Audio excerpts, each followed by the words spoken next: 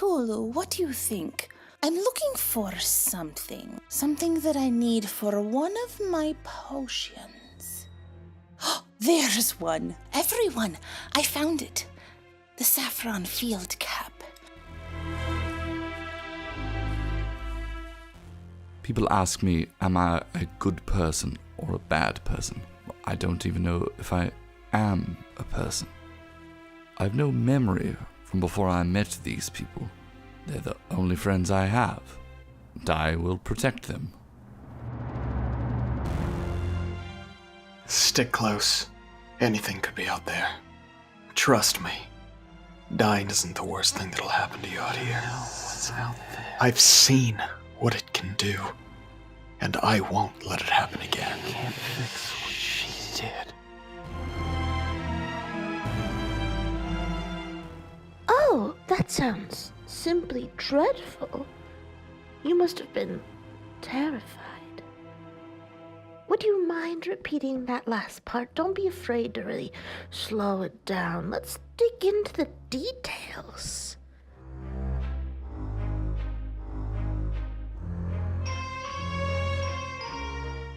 Usually, when walking into a situation, I shoot first and ask questions later. Gives me the best kind of information.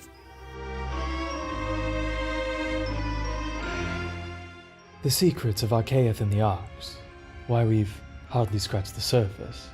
I intend to make the first dent. Where you see binaries, I see an alloy. Divine, arcane, wholly separate forms of the weave. I have combined them.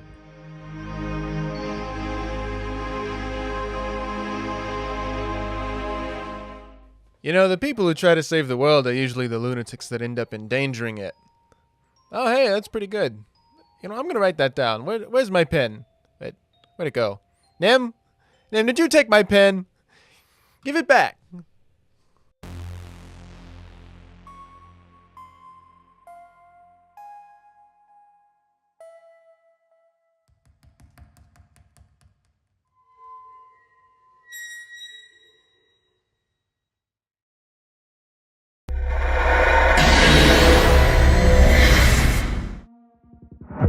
Last session, the party continued their descent into the doppelganger's lair, confronting a Magitech door inscribed with Arcune and Umbercant script, declaring that only those blessed by the primordials could open it.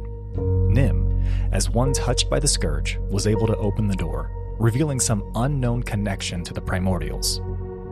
As they proceeded, they observed shifting murals depicting scenes associated with Frith, the deity of balance and symmetry, noting a central figure appearing in each scene. They discovered a room with chests and crates. One chest bore the mark of the Tristarum family, and a note indicating the cultist awaited the dwarf to open it, hinting at a connection to Karnath's family. Opting not to trigger potential traps, they moved on and found an illusionary brazier hiding a door. Entering a large chamber, they found 4 robed figures connected by tethers to crystals and a rift in the floor. Enoch realized these figures were part of a sinister ritual involving the Scourge.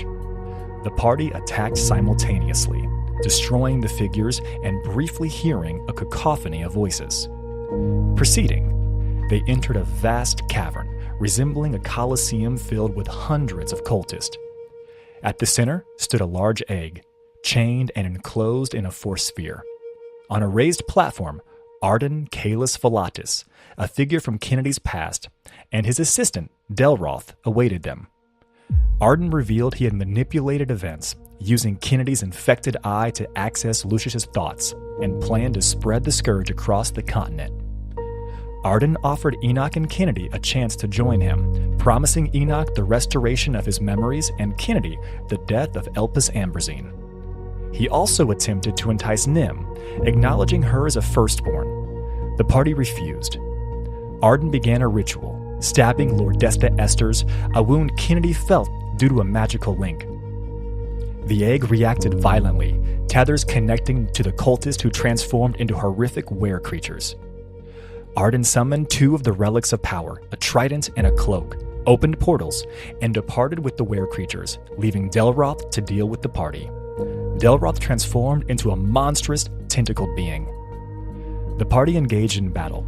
Enoch enlarged himself and hurled Silas at Delroth. Kennedy attacked a crystal connected to Delroth's power. Icarus placed the shadow mask on Ireless, and Jabanu found that slain cultists were revived by tentacles from the pool. They noticed connections between Delroth, the floating orbs, a crystal, and vats containing corrupted energy. As tentacles emerged to attack, the party realized they must disrupt these sources to weaken Delroth. The session ended with the battle ongoing and Lord Desta Esters bleeding out, with only a few rounds remaining.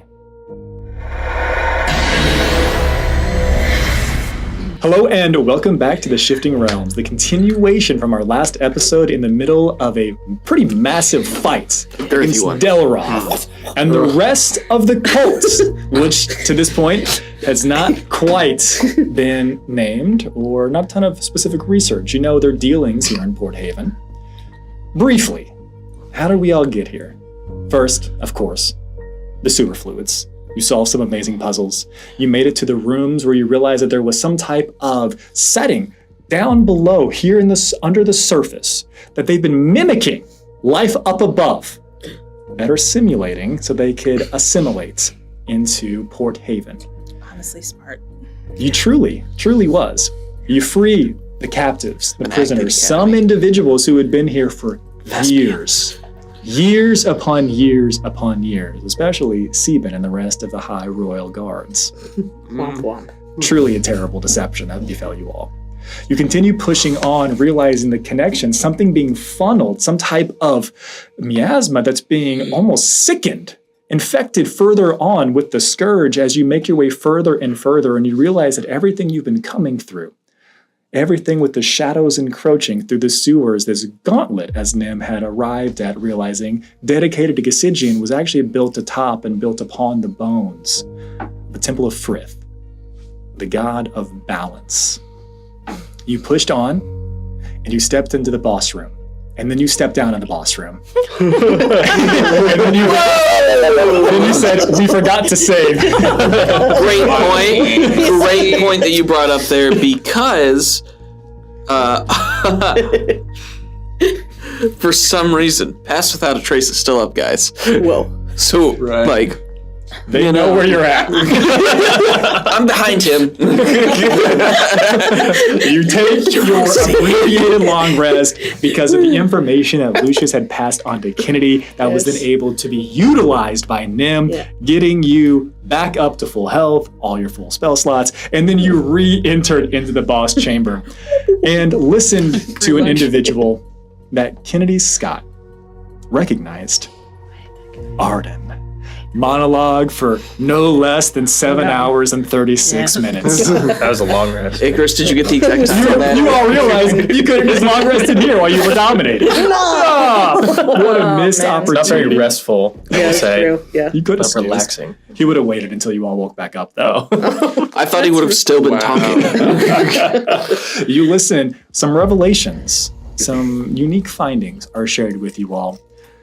And you watch as Arden puts his plan into motion. Stepping through a portal that he has opened up into some type of snowy terrain. In the distance, you can see that there is a large rock enveloped in shadow, wearing a saddle. Snowy terrains. You also see some of the were creatures that have recently been transformed all hop through their own portals. Arden leaves Delroth to take care of you all, who says, "This will not take long." Rude. Classic. I'll be the judge of that. I can stall indefinitely. Battle commences. Long. The battle commences. You all began quite strong last time. 2 rounds have passed, and you realize that Lord Desta Esters still lives. You have 7 rounds remaining until he perishes. Although he's in a slow spell right now, so maybe Yeah. a couple extra. Yeah, Wait. maybe. We'll see. He can't I have perceive his let- pain all the way. It's all going to come in really fast. Oh, man. And we're back in it. We start back at the top of the order. Lair actions commence first. The thing that needs to be done first and foremost. tentacle attacks. Not the tentacle. Joke's on you, I'm into that shit. Have you or any loved ones recently been subject to tentacle attacks? Call this number. You want to be? Yeah. We begin, first and foremost. Kumquat. Attack versus Nim. Attack versus Jabanu. Quad. One coming into Nim. That is going to be an 18 to hit. I'd like to use my deceptive defense reaction. To make a deception attack? Yeah. You say no. Okay, let's see. You go ahead and give me. I'm going to go ahead and make my attack against Jabanu as well. What's your AC? 17 versus Jabanu. My AC is 19. Right, because I got And plus 2. Okay, I can't. My shield I can't gets help it. you. Okay. I only have high numbers. Ooh. Yeah, that's gonna be a 22 for deception. That will be as the tentacle is coming in towards you. Can you please describe how you deceptively defend yourself from this tentacle? I'm gonna be like, oh no, thank you. Like, switch it up. You just pass it off to the Yeah, side. like, oh, thanks so much. Actually, no. Kumquat. Amazing. Why? It's a joke from the third Triple X movie. A deep breath. viewing. One person is watching right now. Is that a deep cut? Roger made us sit down and watch all 3. X2 and 3 X's. Lair actions have ended. We now go She was in the to my campaign turn. document. Delroth. Delroth Script. is currently incapacitated until the end of this turn. However, regardless of how silly it is, I get to make a Constitution saving throw, I do believe. Yes, To you try do. to get away It is from this bleed effect. DC 14. DC 14. That is going to be a fail on my end. I take another 7 points of bleed damage. I do Critically, believe. you're going to take that damage regardless on each Beautiful. of your turns until it stops, and Beautiful. then it won't for the next turn. Beautiful. Or until they die, right? No, doesn't say They that, continue to bleed actually. forever. There is sans blood bleeding more. All right, I can't do anything on Delroth's turn, which means that we now, and important to note, it does not appear as if any of the cultists seem to be moving or doing anything. Very similar to what's been going on thus far. It feels like this is important. I've set up a couple of times. As we move on to... We also know they respawn. as we move now on to Kennedy Scott, followed by Nim, followed by Ireless. And just to give everyone a recap of the full order, it's going to be Kennedy, followed by Nim, Ireless, then Icarus, Enoch, Silas, and Jabanu. Kennedy, it's your turn. What would you like to do? Great. I'm sorry. Just key point before you think about doing something. The incapacitated condition is going to last until the start of my turn. Not Okay. the end of theirs. So Beautiful. So officially, they're still incapacitated for a couple more turns. Okay, because you got a couple of characters between you. Yep. Let's see it. Seeing that I shot the crystal thing that's over there in the corner, but it didn't really do nothing. Yes. Did you call out Yes, about the vats of acid I and did. his staff? I believe that I did. I shared all the information that I had. Yeah. I'm going to pivot while I'm down on the ground, and I'm going to aim for whichever one of his staffs, whichever one.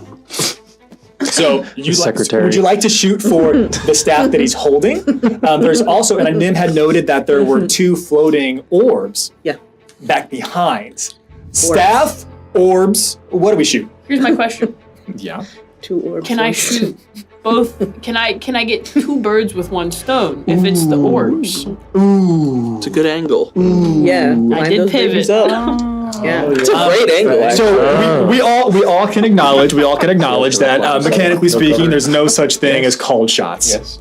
However, I've allowed it and ruled it in the past. Here's what I will say. Okay, I have a DC, an AC, really set for you hitting these orbs. I anticipated someone shooting these sooner rather than later. I am going to increase the second ones by 5. If you beat both of them, right, then you'll hit both. But if you get in between, it's not going to make it all the way through and go on to the second one. Sound reasonable? Yes. Or would you like to burn some special ability? That's what I'm looking for. Hang on.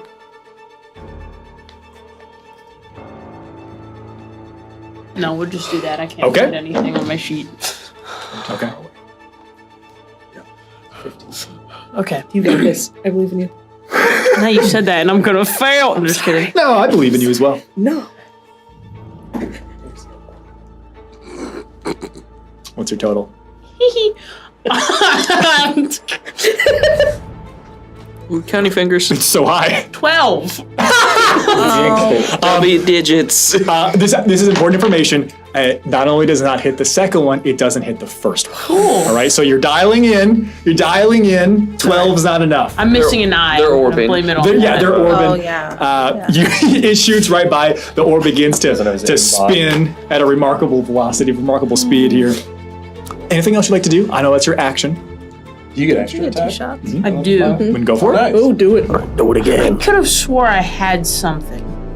You've got, as a certain type, you've got, they're called creeds is what you have, and then you have certain types of specialty shots that you can make for like hitting specific limbs or specific targets of things. Most of those are specifically for like getting someone to disarm. Yeah. Yeah. All right. I'll try it again. Okay, try again. Is it worse? Okay. Again, a second shot comes in, and it seems to miss both of them as well. We know it's more than 12. What could it be?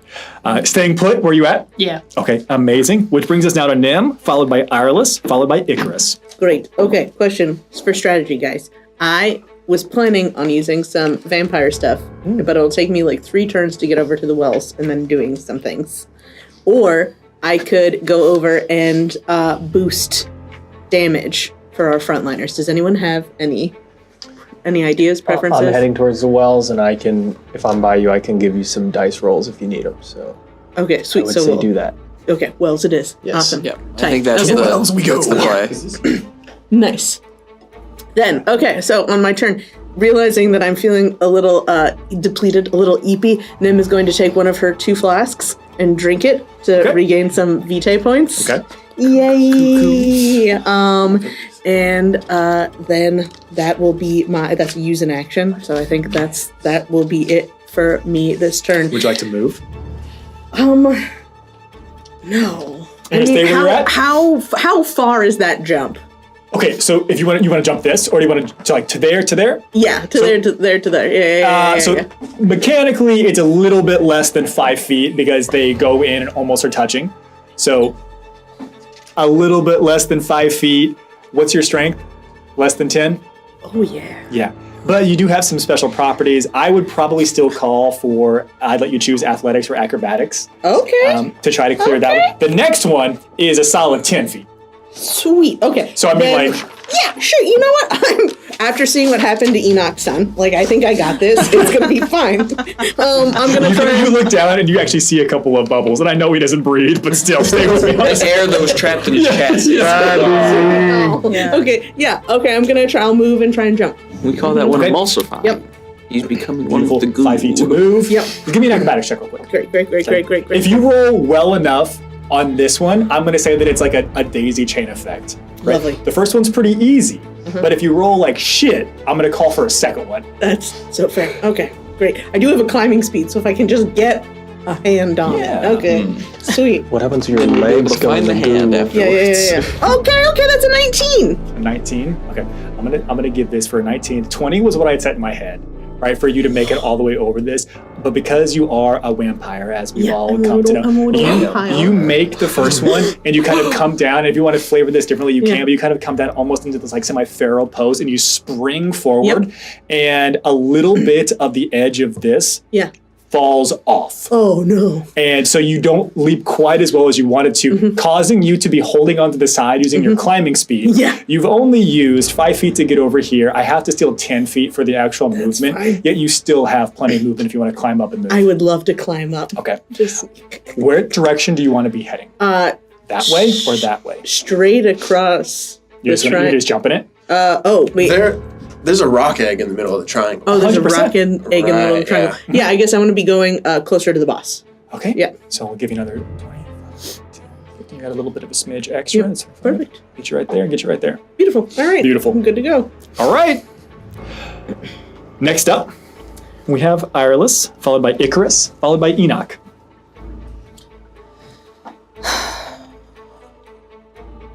I'm frustrated because I can't be hurt, but also I have not done anything in this fight. And I am going to once again try to hex bleeding, which is a con save. Okay.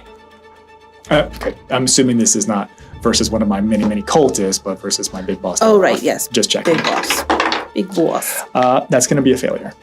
Wonderful. Bleed. He is witch hexed bleeding. Which so much means so much bleed. Anytime he takes damage, he loses an additional 1d4 hit points. Loses hit points. It's not a damage type. That's a really interesting way of writing that. Yeah. Wow. Okay. Awesome. And I imagine that goes until he dies. If I bonus action cackle it every turn. Understood. Yeah. Thank goodness. And I'm going to look around and see where everyone's moving, seeing that everyone is spreading out. I think... Except for Kennedy, who's right by you. Except for Kennedy, on the ground, who's right by me. Yeah. Yep. Kennedy is focused. This is a turret. He's in position. I'm going to move up to the edge of the goo. So which way? You want to come over yonder? Towards Delroth. Okay. Yeah. So get 5, 10, 15, 20, get you right to the edge. You're like right there on the precipice where it connects to the magic floating stone. I'm staying there. Okay. Easy. All right. After our list, we have Icarus, then Enoch, then Silas. Oh, wait. For my bonus action. Yes. Tulu. What would you like Tulu to do? Tulu would like to bite. Yes. And Tulu. Tulu rolls a natural 20. Wow. 2 crits on the incapacitated Delroth. Angry Birds mode. And that is going to be 6 points of damage, of bite damage. And 2 points less hit points. You want to go ahead and roll a d4 for me? I did. Oh, yeah, okay. Yeah, that was the 2. Thank you. Yeah. That Tulu's his own bird. I don't think Tulu's a bird at all. Bird. I knew it was fishy when I tried to grab Everybody knows that. Dad, I'm really good at catching birds. All right, anything else? Wrecking the boss. That's all. Yeah. All right. He is incapacitated, which I kind of have almost in this like similarly stunned state that you all are recently in. But they don't look like they're doing very well, right? You're seeing that there's this additional black fluid that seems to be coming out, dripping from their nose, dripping out of their eyes, coming out of their ears. At the end of your turn, we now move on to Icarus, followed by Enoch, then Silas, and at the end of Silas' turn, he will no longer be incapacitated, is my understanding. Yes. Correct. Beautiful. All right. From that condition. Could you describe to me the rock egg again? Yes, the rock egg is towards the center, right about here. It is probably, again, it's an egg. It's a smaller egg as compared to what the giant size of the rock that you all saw, but it's still taking up a majority of the center area. It is surrounded by this force sphere, and it also appears to have mithril chains wrapped around it. It had been connected to whatever this ritual or ceremony was, and energy was both pouring out of it and then being redirected back into it whenever all of this stuff was happening with the were creatures. What size is that egg? Like, how big is it? It would be the equivalent of probably like a medium-sized human. Okay. Right? Well, I'm going to move 35 towards the rock egg island. Ooh. Okay, hold on. Where are you going? Towards the rock egg. Yes. So you want to come this way and over, or do you want to try? Okay. I don't want to. I watch Nim jump that way. And you know that it crumbled a little bit. Yeah. I'm taking the safe route. 10, 15, 20, 25, 30 will get you right here. I have 35. Can I make that jump without burning an action? I did the same ruling for Nim because these were close and touching. So I'm going to allow you to get right here, kind of to the edge. You'll need to be like, you need to climb up on here, but I'm not going to steal any additional climbing. Okay. So you're there, but you're like on the precipice. Okay. Let's see here. What can I do? I can't cast any spells, so. I mean, you can. I could, but well, I can dash, yes, but then I can't do stuff with my action. That egg, though, just pick it up and run away with it. I don't think I can carry it. Is the egg still surrounded by a bunch of cultists who are like dissolving? Or no, was that something that happened earlier? Great question. If you remember during the transformation where some of them became like were creatures, they all stepped into portals that Arden opened for them, and they all went to different locales. You all could see through those portals. They were all very different. And they had Kennedy's blood smeared on them? It seemed like Kennedy's blood was smeared. Again, only Kennedy knew that for a certainty. But whenever Kennedy got stabbed in the chest via the transitive property of dagger, right? Then Kennedy, you could tell that was your blood that they were being marked with. Yeah. So I will dash, and I want to go into the rock egg nest. Okay. Here's what I'm going to tell you. You're going to dash, so you can continue to move. Okay. You can get right here, and then you are up against that force sphere. I see. Okay. And then so right on the other side of that force sphere, you could try to do something if you wanted. I'll allow this because there's so much novel narrative content in this. If you would like, because you are so close to it, make me an Arcana check for free. You got it. All right, I'm going to burn one of my Theurge dice on this. Yes. It's always a 1. Do I want to burn a die on this? I said do it. Yeah. I'm gonna spend a 14 on this. So this is gonna get me to a Arcana. This will get me to a 22. There is absolutely no doubt in your minds that Kennedy is gone. No. You take a look at this thing, and this force sphere. This force sphere, it's connected. There is something larger still happening. Something is being pulled or siphoned off of this thing still. And with that high of a roll, there is something that is connected from the staff that Delroth has, the orbs that are behind him, the crystal on that southwest quadrant, as well as the 3 wells. They're all part of some type of siphoning system that is channeling and rechanneling the natural magics of this pool down below. This is, the best way to put this is like a very large mana dialysis system. Okay. Davida. So it's powering everything, basically. You wouldn't arrive at powering, but it's integral. It is part of a larger engine. It's like a circuit.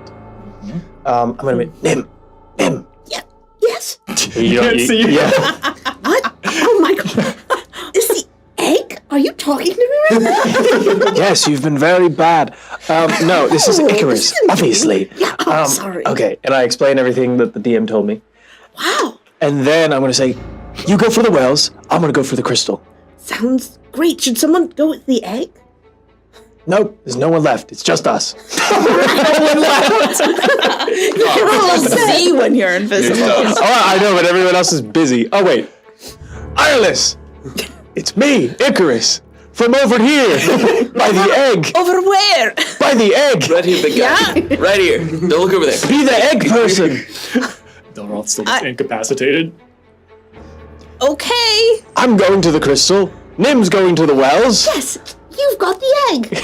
I've got it. It's just like in your dream or whatever. Like I imagine. Okay, I think I've exhausted all the speaking I can do in 6 seconds. Goodbye. That was, you were all speaking at 7 times speed.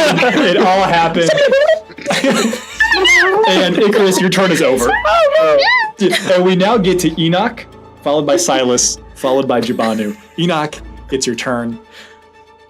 Your son is gone. Enoch's large right now. Enoch's right? so large. I am the big one. Yeah. Okay, so I look down Silas had previously instructed me to help Desta. I look down and I see Desta's, mostly lifeless body. And he's been stabbed in the chest. Yeah. So that he doesn't look good. Yeah. So he's got that post-chest stab look. Yeah. We've all been there. So I go and I scoop him up. 5, 10. I've already given you reach once, and so you step like 5 more feet forward. You can scoop him up and grab him if you want. Yep. Yes. So I go and I, as gently as possible, pick him up, and it's very easy for me to do so because I'm bigger, so I have a lot higher carrying capacity. So I gently pick him up, and then we take off. Where? Where are you going? What direction? Tell me where you're going and if I'll ever see you again. We will see me again. Okay. Enoch will return in Shifting Realms Endgame. I just kind of had this. You just like dive into the game. Bye, my son. Yeah. All right. Suckers. So I'm going to use my jetpack. So just as before, 2 jets come out of the back of my carapace, and man, it's not like rockets, but like it's more like a arcane force comes out, and I'm going to go back towards where Airless is. Okay. Yeah, my man. You grab with as delicately as you possibly can with your giant crane hand coming in. So 30 feet is how far I can move. 5, 10, 15, 20, 25, 30. Get you all the way back over to the other edge. And then I'm going to gently lay him down to the ground. Yeah. And I'm going to shake him with my needle. It's big now. Yeah. That's more healing. That's more good juice. It's more It's a caliber. Do it extremely delicately, but I am going to inject my healing elixir into him and cast Cure Wounds. I don't like it. You're gonna hate this. All right. Awesome. Go ahead and roll me the healing. Yep. You flip him over first. And I'm gonna count to 3. 1. Classic. 8. Eight points in. So Enoch, you again, you're gigantified. You come back over here, you're stepping on these magic stones. You delicately place him down. Shink, do not resist. You push this in there. Your cool healing elixir is injected into Lord Menthol flavor. Yeah, of course. And you specifically Icarus, as well as Nami, were closest to the egg and the sphere around it begins to glow. And then you watch as the crystal, the orbs in the space, as well as all of the wells here in this room, all begin to shoot up this energy. You don't see any magnificent changes, but you're the closest now, Silas, and you see that it looks like Delroth isn't leaking quite as much. No. And Lord Desta Esters has been stabbed a second time in the chest. I don't know where I stabbed him. But like more gentle. Yeah, gentler. Yeah. Oh shit. All right, well that's my turn. What a waste. You learned something. We did. Wait, so the wound came back, or you stabbing him? Did he look like he was healed by it? He's still incapacitated, unconscious. He's not coming to in the way that you think he should be. Okay. He appears to be very much in this catatonic state. Okay, so well then when that happens, then Enoch is going to yell to everyone, I attempted to revive him, it did not work. Something is amiss. The glow fades from the egg, the crystals, the orb, the staff. Can we cast harmful spells on each other and will it hurt everybody? Well, now I wish I would have hit this piece of shit. What if I fireball you? Alright, that was my turn. Okay, Enoch, your turn is over. Now it is Silas's turn, followed by Giovanni. Silas, it's your turn. You are no longer incapacitated. Starting your turn, thank you. Yep. Okay. He doesn't like, he just stays there, and you're a little bit off to the side. He would have to turn to see you, so you're still in a great position. I don't like where I'm at. So, hearing Enoch shout that out, seeing what I saw, I think I could piece it together. I'm gonna call out, they're linked. And for my action, you're over there. What? It's my turn. Actually, when I take the king. Icarus and Nima actually still having their conversation from the previous turn. All right, let's go. What are you doing? I am not going to attack, but I'm going to take the attack action. And I'm going to try to grapple him. That's what I wanted to do. Okay, let's go. Which will take one of my 2 attack actions. Oh, that's a lot of hugging. That's a lot of hugging. Nat 2027. Oh my god. Would you be surprised when I say you win? I hope not. Because for my other action, I would like to disarm him. Okay. He is grappled. You've got full control of him and his personage. You want to essentially get him to drop. He's literally just come to from being incapacitated. It seems like it's such a reasonable thing to do, and you can knock the staff out of his hand if you would like to. I would like to. Okay, the staff is out of his hand. I still have my movement. 100%. Yeah. I'm gonna sell you on this. Okay, let's hear it. This will affect me too. I mean, it will. Let's hear it. I want us to go prone. The idea of you kind of sharing the same space in a grapple and then maybe kind of doing like a leg sweep trip forward, you both fall forward. That's how I disturb him. It doesn't seem like it's too much of an ask for me. So his staff has been knocked down. You've grabbed him and grappled him. You're both prone on the ground. Can you put me on top of them because it would look cooler on camera? It's good to think about these angles. Yeah. Always. That's what I think about. That's my internal thought. You asked me to let you know. Okay. This will look so cool on camera. In the back of your mind, you're like, what is a camera? I'm trying to do a piece of the camera. Okay. See my etchings. You are on top of him. He is without his staff. And then can I use a bonus action to get a oh shoot, I can't remember the name of the spell. It's the divine, like, basic cantrip. Sacred Flame? Yeah, Sacred Flame. Can I Sacred Flame the tentacle that's closest to the gang? Yeah. Oversprout? Yep. 100%. Okay, what's your DC? 14. That will be a success. Okay, nothing happens. All right. Yeah, a powerful turn. You got up there, got into his business, you de-armed him, and then you jumped on top of him. Yeah. So, well done. And Icarus and Nim are still having their conversation. So I think theoretically. All right. I'm wrestling. Well, we have the laws of magic dynamics right now. Of course, naturally. I can now take. You're also just speaking to nobody. I can now take some of my legendary actions now that I am no longer incapacitated. And even though he is prone and down there, you would. There's not so much a voice that comes out of him as you can hear an imminence from the space around, very similarly to what that woman in the basement of the tavern did. No. And yeah, and he's not opening his infinity void quite yet, but shooting out of the crystal that you are still running up towards. There's going to be 2 blast that are shooting out of this coming towards you. Your AC is a 19? Yes. Okay, first one misses at an 18. But the second one hits at a 19 exactly. Ooh. Okay, not going to be terrible though, to be completely honest with you, I say, as I roll so many dice.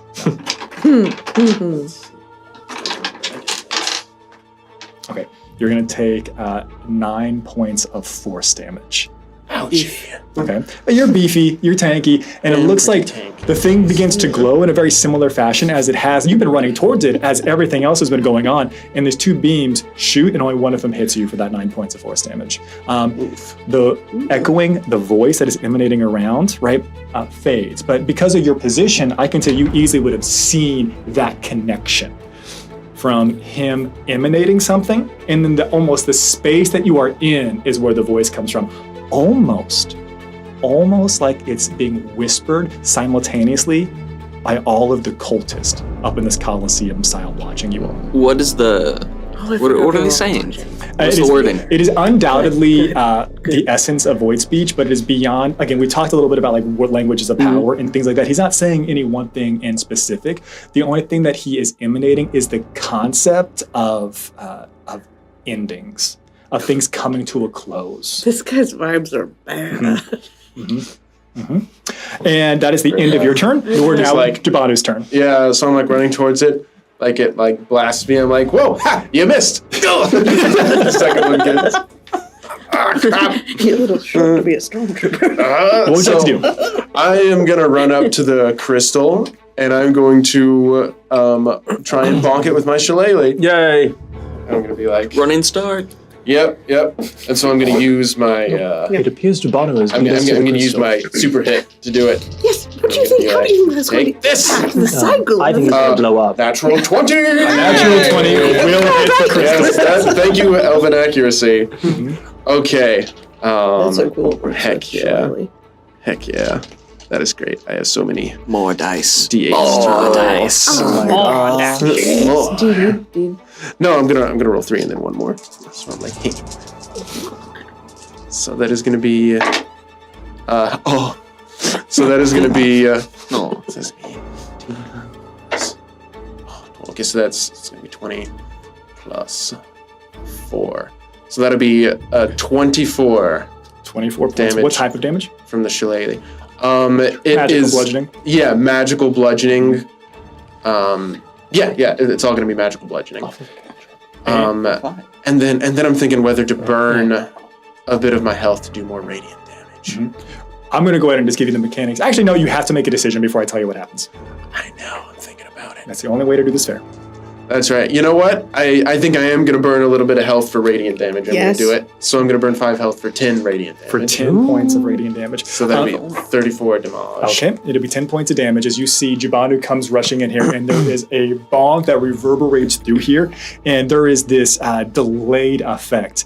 You do absolutely no damage to it. And then there is a residual that looks like it's beginning to crack in there, and it looks like the only thing that is beginning to fill in this is whatever residual from the radiant damage causes a little bit of damage to come in. All that worked was the radiant damage. Correct. Oh no. So I'm like, and you begin. It's a magical weapon that you're using as your blunt object. You've shillelagh'd this, and it still is more powerful than the base cantrip that you put on this. Than the magic. The magical bludgeoning. Nim, that wasn't very exciting at all. No, it barely seems like anything happened. He looks disappointed. Look at him. His shoulders are all sagged. Wow. Anything else? You look so sad, Chris. Nim! I do have a second attack. Yeah. Although the only way I can. All right, yeah. I guess I'll bonk it again. He's trying again. Okay, so the shoulders are back. He's got his confidence back. He's still Would you shut up? Nim, what is he doing over there? So the second one, I'm only. That is a. Sorry, 16 damage. A 16 will strike it.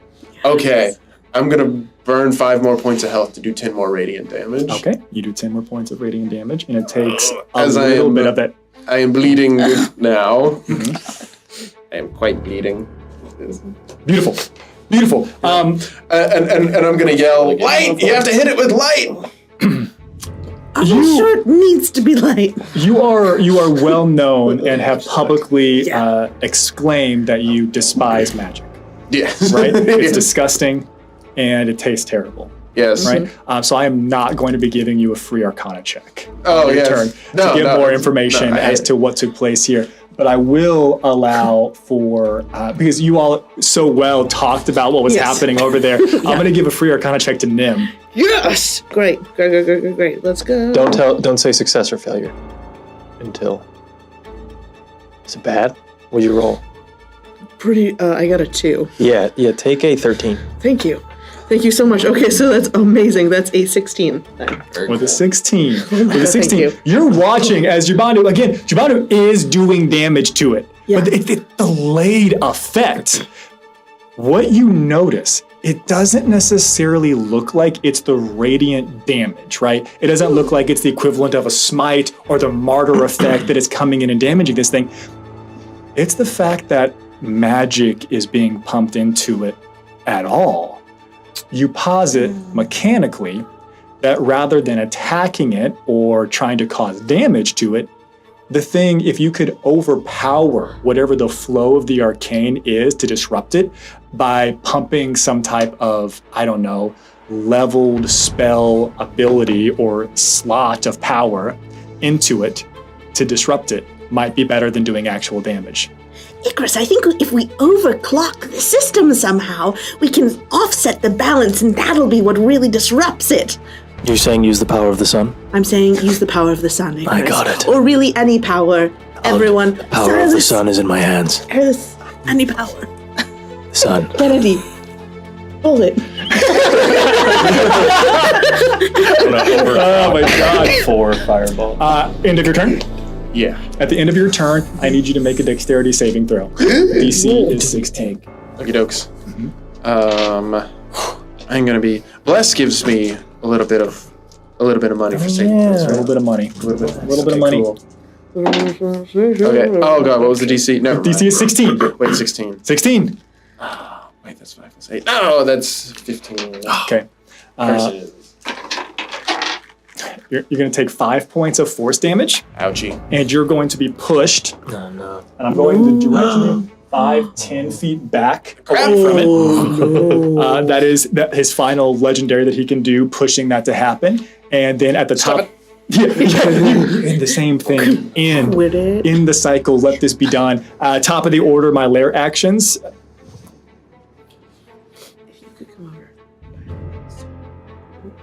I'm going to make, I'm going to say that Ireless is at the edge of my reach, and I can't do anything to Ireless. So I'm going to go ahead and make my attack against you, Giovanni. Oh my god. All right, bring it on. And I do not think that an 11 is going to cut it. As you get pushed back, and then the tentacle just comes slamming down. I think as I get pushed back, I instinctively raise my shield and just happen to block it. And it isn't. It looks like it was attempting to grab you, more so than slam down and do damage to you. Oh, my arms! Both arms hurt so bad. My body. 6 turns remain, and we make it to Majora's Mask of bullshit. The moon gets a little bit closer. The cloud comes over.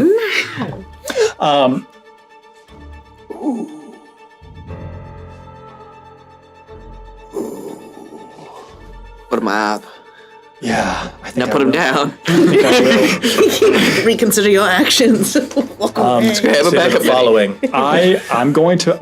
This is. Hold on a second. I'm going to check something real quick because this is exactly what I want to do. I didn't anticipate you jumping on top of him, but now that you did, I think I'm going to waste it doing something remarkably stupid. Yes, let's go. We're here for a good time. Yeah. Not a lot of time. Except stay on for 8 seconds. That's one Your turn and your change. speed is 0, and you can't benefit from any bonus to speed. That's it. Can you benefit bonus to whoop your ass? Yeah. I'm gonna be nice. The wording of that, I could homebrew it and we could fix it, but the way that Dimension Door is written is you have to be willing, and I was like, I'm gonna force you to we'll do a contest of wills or a save. It seems too unkind, too unfair, and so what I'm gonna do instead is just Dimension Door. Right. I'm really not liking this Dimension Door. Well, you are still there and still prone. Counterspell.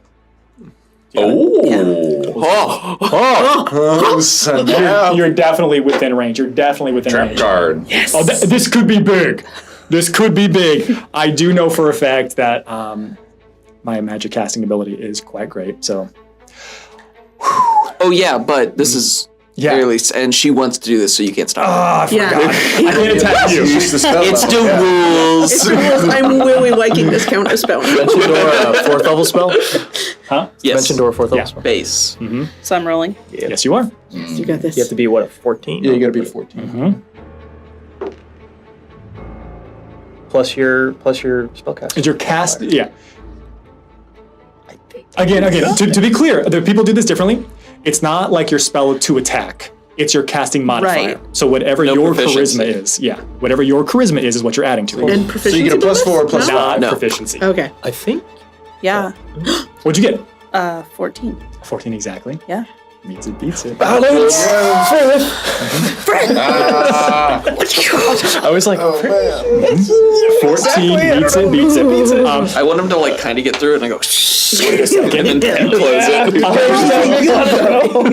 I kind of love it. I kind of think it's badass. I got you for 3 minutes. I will say you can't see it, Silas, because you are so, I'm pretty preoccupied. You're preoccupied, you're holding down. But Iris, you watch as he is beginning to fade. He's about to phase away from this situation to certainly get in a much better situation to ruin everyone's day.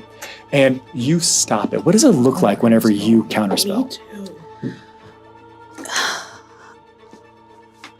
I'm going with a windy situation. Ooh. So I think that what I'm focusing on him with the hex already, and really concentrating and watching what's happening. And I'm just like sending all of this energy that's swirling around like wind. And instead of him being able to disapparate away, the wind is like forcing him back together. I love it.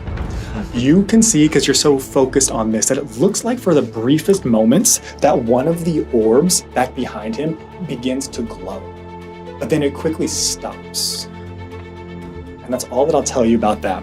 And he is not going to be able to use anything for a bonus action. He's burned his action. He's going to stay there, which is essentially grappled and prone with you. And we now go to Kennedy, followed by Nim, followed by Ireless. Kennedy, what would you like to do? So I want to stand up. Yes. How far away am I from the orbs? From the orbs that were just mentioned? Orb in time, yeah. Yeah. Realism to be real here. 5, 10, 15, 20, 25, 30, 35, 40, 45, 50, 55, about 60 feet, yeah. So I have my boots of speed. Yeah, you do. Can I make it there in one turn? Oh, I mean, yeah, you've already activated them. You did that in the beginning of, towards the end of the other fight. Your speed is doubled. It'll be able to be used, I believe, for the next 10 minutes total, right? The only thing that I want to check, your dex is remarkably high. Yes. All right, so with your boots of speed, you can activate your your super speed because you got to go fast. Sometimes you got to go fast. Yeah. And get those rings. Get them rings. The only issue that you're going to face is you can't just like go straight towards the orb, right? You got to come here and then make your way up. Mm-hmm. So let's just do a quick count, right?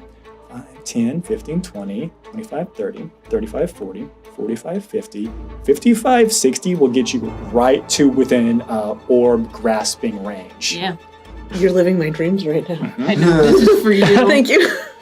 Give me to the orb. Take me there. All right. I love this. Just see.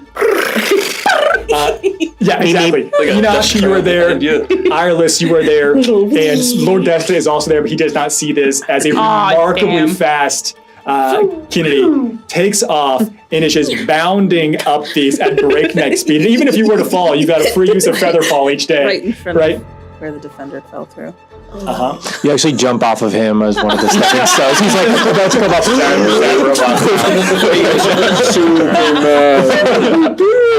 Okay, awesome. And you were within grasping range of the orb. What would you like to do? I don't want to.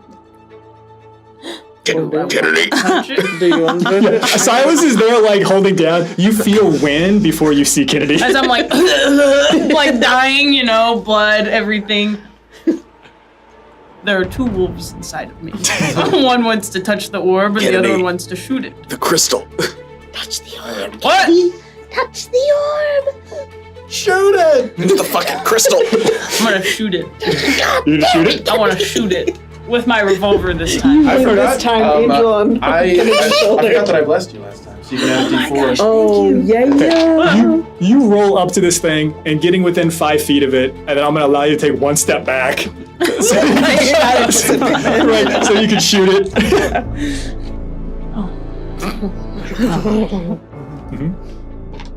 I have to do math. 12, like last time. A 12 will not be enough. We know this to be true, that a 12 is not enough. As the series of events Again, you can barely see. You're looking over it. You're like, Kennedy, the crystal. Kennedy pulls out their Glock. And point blank, America! Hold still. Really? I'm missing an eye. I can't hear you. Would you like to shoot again? Yes. You okay? That was really funny.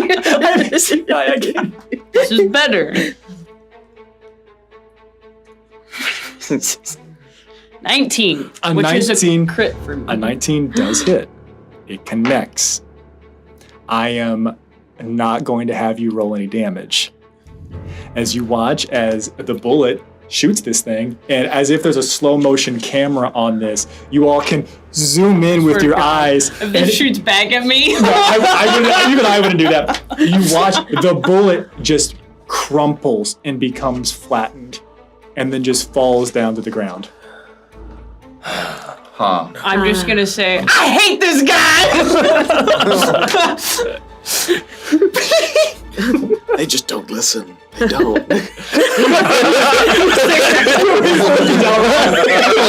Delroff responds back, you can't find good help these days. Look at my subordinates, they're doing jack shit. Aren't you a minion? I'm struggling. Call him the M word. Kennedy, I've robbed you of so much. Anything else you want to do? No. All right, but you're fast as fuck, boy. Gotta go fast. Yeah. At the end of your turn, he is going to do a different approach this time.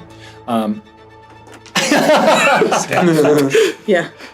And just keep spinning. What the hell? Just keep spinning.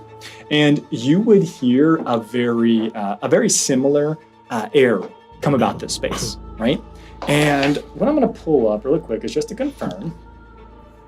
Kennedy air, airless countering air, or auspicious air. This is, well, not auspicious, no. Icarus. Almonus air? Icarus fluid air. No. I need you to please make a wisdom saving throw. That's what I'm sensitive about. As you hear something remarkably similar in syntax to what you have utilized. Natural 2023. Okay, that will certainly be enough. Are you playing on easy mode? Yeah. And it very much looks like it was attempting to do something very similar to what you tried doing to this boss. That's true.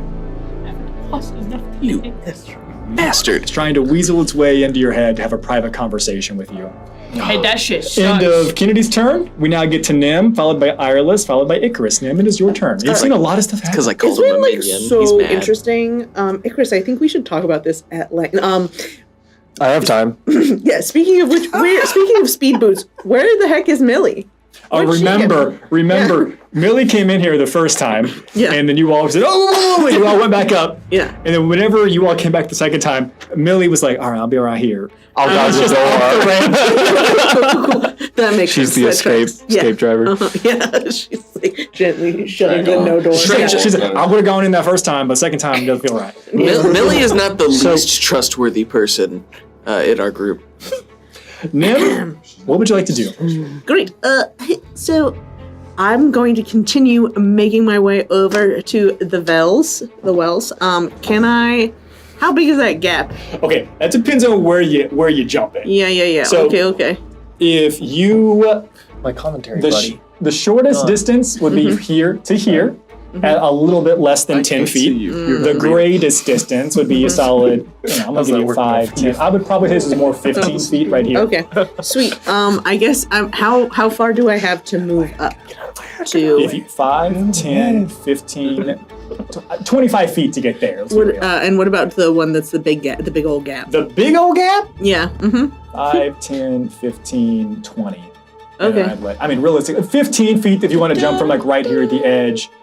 Yeah, we'll call it 15. Okay, great. I'm gonna use, Nim's going to be like, okay, I'm going to the wells. Don't worry about this. It's gonna be fine. And she's gonna run up to the big spot. The big spot? The big spot, yep. And then get ready to leap. And then as I leap, I'm going to use my vitae points and activate shape change. I don't know if she's gonna make it out of this. What are you changing your shape to? I am changing into mist. That's some classic vampire. Unless you want to flavor this otherwise, it looks like an aerosolized spray of blood. Yeah. So Nim is running over the side and then just poofs into an aerosolized mist of blood, and then surely she'll just enhance her jumpers. Oh my god, Nim is dead! Not again! Yeah. Floats over. Not again. And then I'll, yeah. How do you interact with things as a mist of blood? That's a great question. I think I'm incorporeal. I can't take damage, so I'm gonna hang out as blood for now. What was she thinking? Does the mist of blood stay floating in the air, or does it all gather around? Yeah, I think it stays pretty dispersed. Okay. For right now, it could probably with little eddies, as she's thinking. So it's like a cloud of blood. Yeah, could be a lava lamp leader. Is it obvious there's a cloud of blood, or is it very hard to see? I feel like it's when you behind walk the out. egg. Could I see it? Raise your hand if you've ever seen a cloud of blood. In character or out of character? The answer to this. I feel that's incriminating. Then my answer is yes. Never mind. I retract. No. You can see. You can see Nim. Okay. You can see what used to be Nim. You What can see just the cloud of blood. red mist? Yeah. Yeah, I did say it was gonna Is be it fine. undulating? I'm no longer. In my head, she is dead. Don't worry. Would you like to do anything else? I know you're there, incorporeal. Can't be grappled. Actually, yeah, I can't be grappled. I can hang out. Yeah, I'll just hang. If I can, I observe. Take a second to observe the wells. I will allow you to observe the wells. Excellent. If you would like to make an investigation check, I would love to make an investigation check. Okay. That is a 20, a natural 20, a synthetic 20. A synthetic 20, right? Yes. A man-made 20. Yeah. And you take a look. You really can't tell the difference. You really can. You take a look with your incorporeal, your translucent, My blood eyes. your blood eyes, and you, without a doubt, you're aware of everything I've said so far. They're connected. There is something arcane about them. This is something that is siphoning off of the pool of mana flowing down below, off of the ley line, and it is turning it into something else. It's then fueling whatever else is going on in this room. They've already perfected this over at the crystal. They've already perfected this with whatever they've been doing to the egg, and they've perfected this for the orbs. The orbs that are floating back behind Delroth. You know for a fact, after what you observed from the crystal, that you would have to pump in spell slots. Nice. In order to deactivate and essentially stem the tide back to pause this. Can I do one more thing? Of course. Okay, I'm gonna recorporealize. Thank God. It's in bones first, and then the muscles and the fat, and the skin. Whoa! What is everybody screaming about? God, that always feels a little wrong. Just as the eyes get settled into the skull, just pop it back into place. Rub it in. Yeah. Rub it in. Sorry, both eyes, both working eyes. I didn't see you there. And then I want to take off the crystal that Silas gave me and hold it near the well. Is there any change or reaction? Does it look like it's is the Scourge? Does the Scourge and me recognize the Scourge? No, the Scourge is the Scourge. Yeah. The RT Scourge is within all of us. First things first. Yeah. As an alcoholic. You grab it off. And there is that familiar and unpleasant burning. It is trying to pull something out of you, right? It is trying to essentially cure whatever it is you are. And you hold this up above the well. Yeah. And you watch as the process begins to go quicker. I pull it back. And then it's almost like you got a magnet over whatever this miasmic soup is. And it begins to move quicker and further. Whatever purification process they've got, it happens quicker. Great. Don't use the crystals! I yell. That's not how that works. What's wrong? You don't know. There's nothing there. Never mind. At the end of your turn, Yep, that's it. we now get to Ireless, followed by Icarus, followed by Enoch. Okay. So just kind of feeling that wind whipping around me, and like feel like I'm getting into more of a frenzy. Things are going on all around, and I am going to say, Torrent, you told me to free the egg, and fly 30 feet towards the egg. Ireless. You turned around. One of your friends literally just became a floating mist of blood. You turn around, well, at least I've got Enoch and Ireless still over there. You watch as Ireless just jumps off the side, falls about 10 feet, goes out of sight, and then in a torrent around them, wisping and whipping around, your cloak picking up, your hair picking up as you've described before, you're flying. What would you like to do? I would like to land on Egg Island. Yes. Hello. You hear Icarus. It's me, Icarus. How do we break the chains? It sounds like it's coming from the egg. I don't know. I've been staring at them. Nim said we need to pump magic into the wells and crystal, but I don't know about the egg, unless you want to destroy it. No, I want to free it. Well, it's a matter of perspective, I suppose. Also, you're on a very different journey on it. Okay. I'm going to shoot magic missiles at the mithril chains holding the egg. So, now I'm going to be clear about this. There is like a force sphere around it, and the mithril chains are within that. Remember there was the force field around Port Haven, and then it went away? This is like a mini version of that. I will give credence to what Icarus is saying right now. There is something inherently different with the magics that are surrounding the crystals, the orbs, and the well that is surrounding that force field. Something different about it. Something different. So, and again, regardless of your relationships with magics or the arcane, there's something normal about it is the best way to describe. Nothing about the wells, the crystal, the energy is normal. It's defying whatever we would have believed to have been the appropriate way for things to react. But those chains in the force field, that feels like how magic is supposed to work. I don't know what that means. I whip my head back towards Delroth. Prone with his head just kind of like up over the side with Silas on top. And instead, shoot the magic missiles at Delroth. Yeah. Okay. They just hit. You're wrecked. It's the first time I've ever cast this spell. Mm-hmm. Yeah, no roll needed. All fours. All fours? All fours. Okay, I have a question for you. Yeah.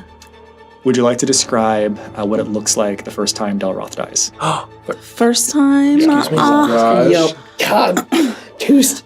So it's magic missiles, sure, but I am whipping around with wind, and as I am like shooting them missiles of force toward him, I think what is happening is wind is whipping with them and just tangling up all of the snakes of his body and ripping them off. So brutal, so grisly, and you have no idea the wording that this malicious god in the sky has phrased, and you watch. Does he take more blood damage from your... Yeah, he takes a 3d4. Each time he takes damage, right? Damage, yeah. So much. The word is each time he takes damage, and each of those darts is separate. Yeah. Yes. Uh-huh. Which he unfortunately will not carry into his next life. Oh. I know. But he can't. You know what he does carry? Me. Would you like to go with him to where he's going? Yeah. Pick me up. Yay! Okay, this is sick. We can definitely do this then. Okay, are you sure about that? Yeah, when you say it like that, yeah. Awesome. Let's go. Okay. I'm doing it for you, Mom. Other tentacle, which had first been attacked, I believe, was who hit the first tentacle? There was a sacred flame, I believe, on a tentacle. Someone got this thing to go away. It was slowed. Oh, Yeah, it was slowed. right, Going yeah. away. Beautiful. It was slowed so much. Not the sharpest tentacle in the drawer. You know? That's what they say. That is. That's what they say. Everybody's got the tentacle drawer. Or just wilted a little bit.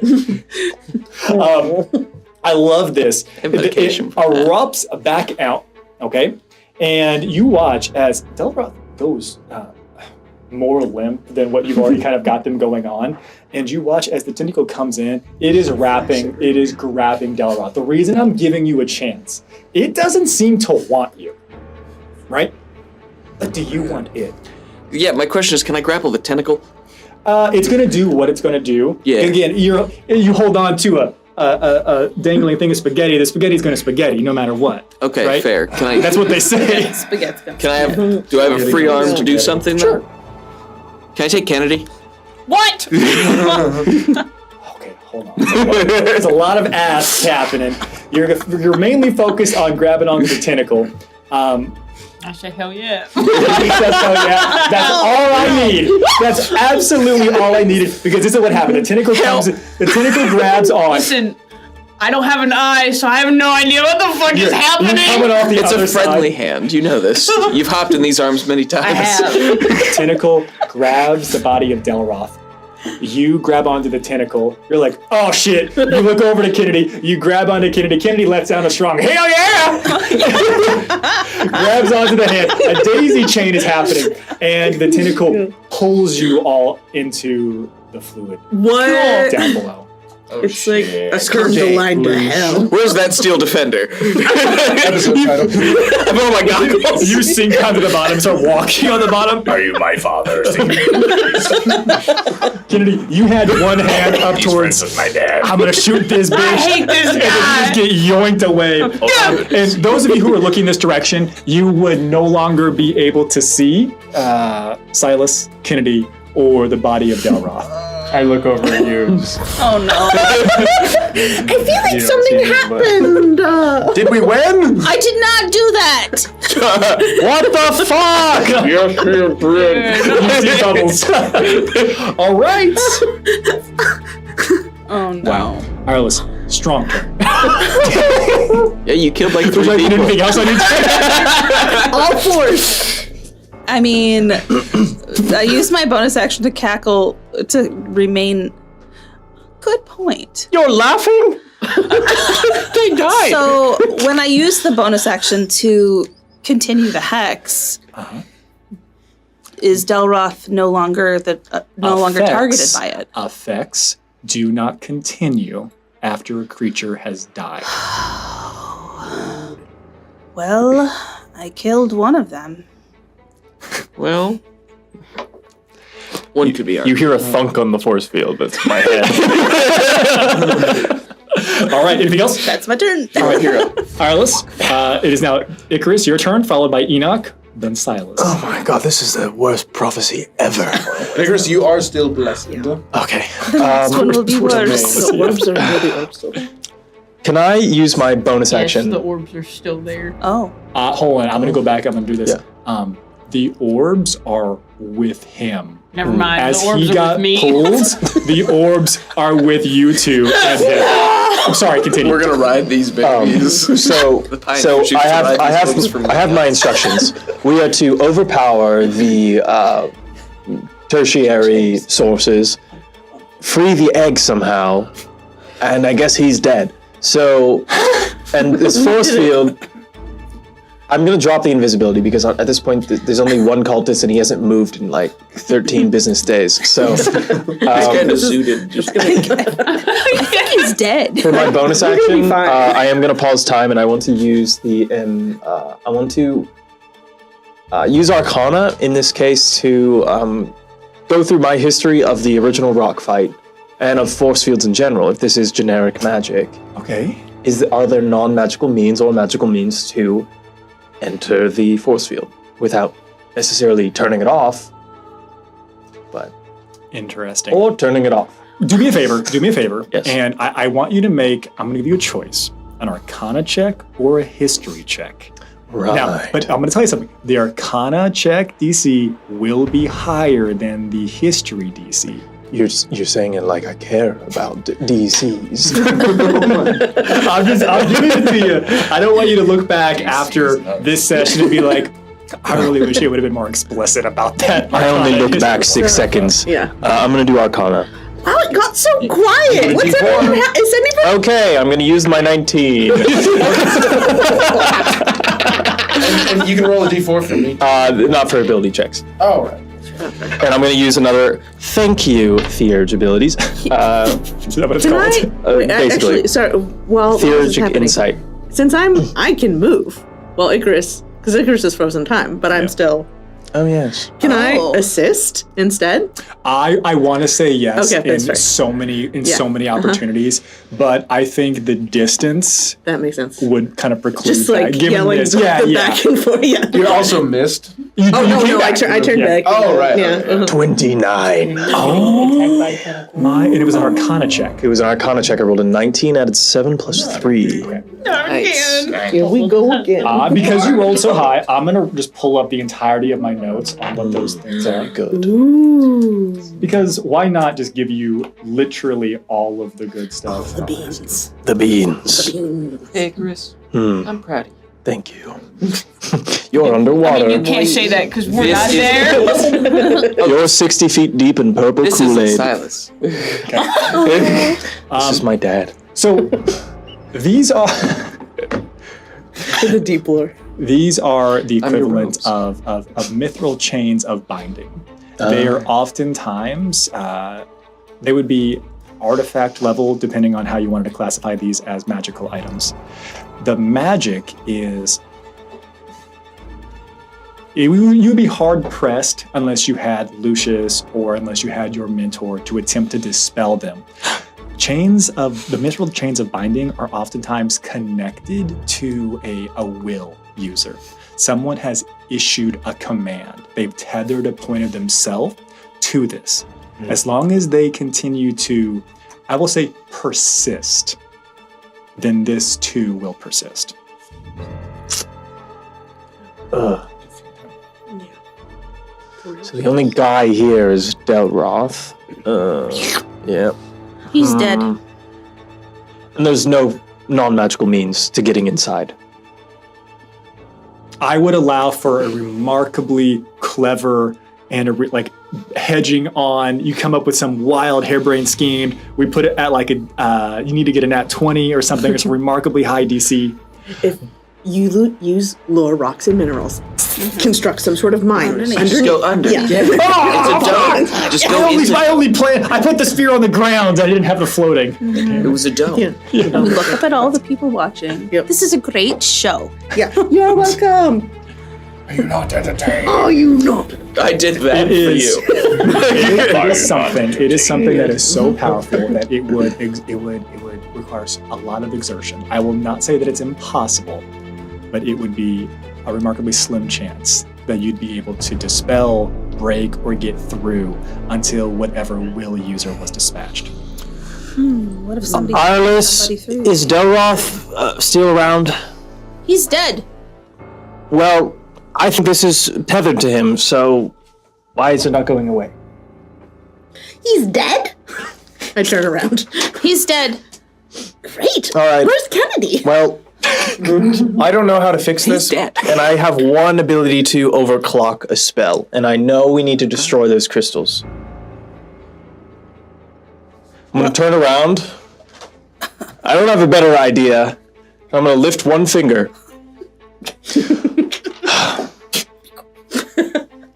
Fireball.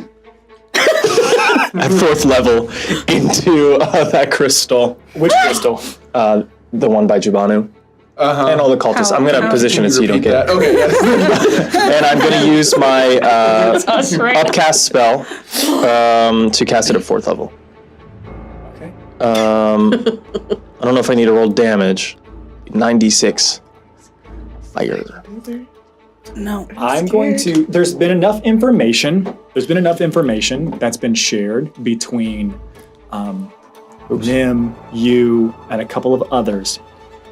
Icarus, you look at the egg here in the center. Everything's tethered, everything's connected. You saw the fact that there was a little bit of magic that was poured in by Jabanu. The essence of magic is what did it. And you just had a remarkably high roll trying to figure out more about this egg.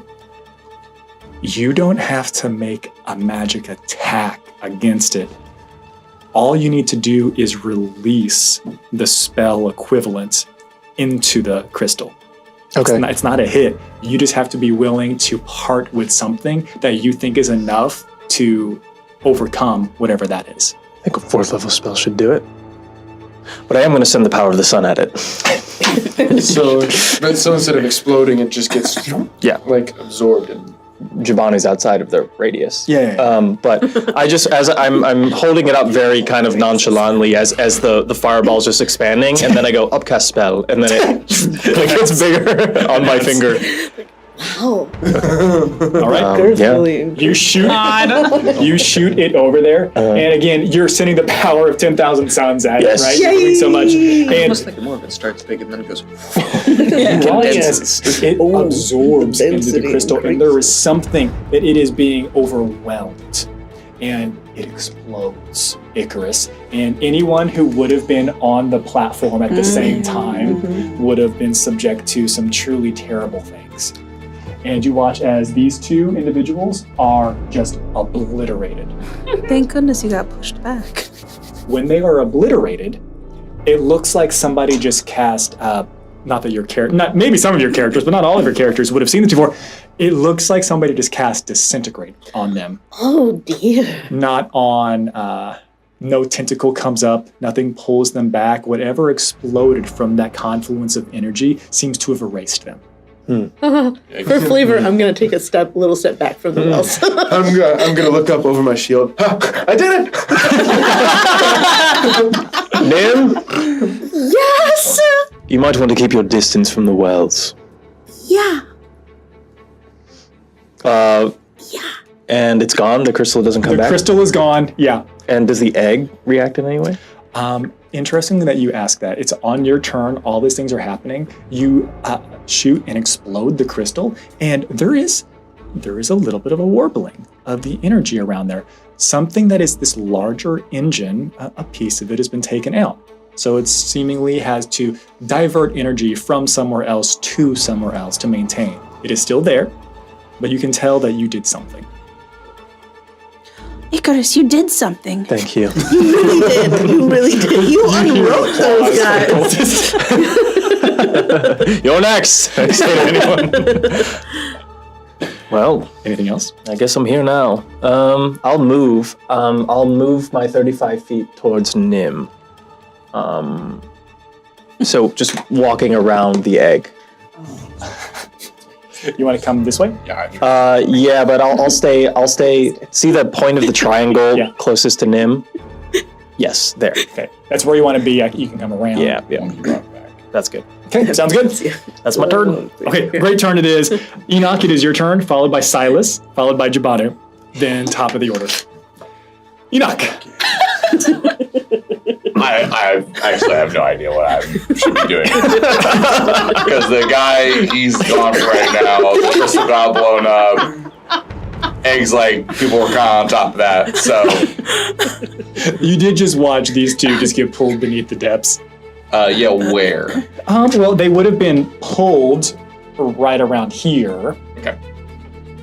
Yeah, that's where you saw them go down. Cowabunga. I'm gonna fly over there. Okay. 5, 10, 15, 20, 25, 30. You're up. Well, no, I'll just like jet over and land on the ground.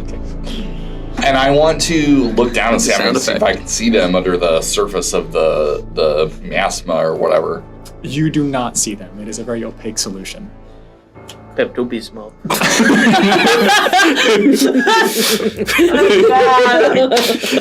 I hope they call us. All right, well then tummy no longer hurts. If you're around me, then you hear the more robotic voice say, "Secondary objective: neutralize threats." And I reach over with my I pull out the Magitech pistol, pointing at the nearest cultist, and I shoot him. You're like, God damn it, I'm gonna shoot something. Screw that guy. Fuck that guy specifically. Yeah. Huh? What? Instructions unclear anyways, I started blasting. Nat 20. I hope so. That was, that's not great. That's a 14. A 14 does hit. Oh, yeah. All right. So, sorry, no, wait, that's a D10. Oh, big money, big money, big money. That will be a 5. 5 points of damage. You do, in fact, shoot this thing. And then I shoot him again, and it's a nat 20. Okay! I called it! All right. Okay, this might do something then. So that would be a 5, double it, 10, 6. Okay. Or 11, sorry. Double it to 6. Changed. 11. Again, you do this, you shoot him in the body the first time, kind of takes the shot, and then as it's coming and resetting, just square to the head. And you would watch as just the straight force of this first pushes them back, and then they fall forward down in here. And they're gone for a little bit less than 6 seconds. Mm-hmm. And then you watch as, again, not so much a tentacle or a tendril, but it looks like they're almost being lifted up by the fluid itself and placed right back here. Head intact? There's no visible damage or wounds on them. Yes, I think so. That would have been the first. It's healing juice. We'll be fine. The first time that Enoch has seen that. So, and for that, I'm so excited. Anybody who hadn't seen that, he'll call out. Don't shoot these people. It's useless. Don't shoot these people. Yes, we know. Wait, this is good. You could have told me. We were preoccupied. It's okay, we didn't hear you. We'll get a couple shots and we get back up there. All right, so now he's like kind of just going to be standing guard to see if he can look for signs of the rest of the Life. friends. Life. As my bonus action, I will call out, Son! my son, come to me. All right. So you do all those things, and your turn ends. I really like to imagine he's about to make the surface, and then something that happens, like them three all pile down on him again. My vision is we'll hit whatever bottom it is, and he'll just be there cracking his knuckles. Just, oh yeah, I've been waiting. End of your turn, Enoch. Silas, it is now your turn, followed by Jabanu. What's up? So you are holding on. I'm going to give you a chance, and whenever it is your turn, I will give you a chance as well. You are being pulled at great speed. If you could imagine that there is, again, there are the platforms that you can see here below, right? You know for a fact that you are not where you went down. Whatever has a hold of you, or really you a hold of it, is pulling you in and out in these serpentine fashions. You all are being pulled very quickly through this fluid. And again, I'll describe, it doesn't feel like you're moving through water. But I need you to roll a d4. 3. You will heal 3 hit points. Yeah, I told you. What? Would you like to stay holding on, or would you like to let go? So far, it's. I want to choose a different path. Okay, sure. Always option 3. I want to attempt to attack the tentacle. Of course. Okay, the thing that you're holding on to should be remarkably easy to hit.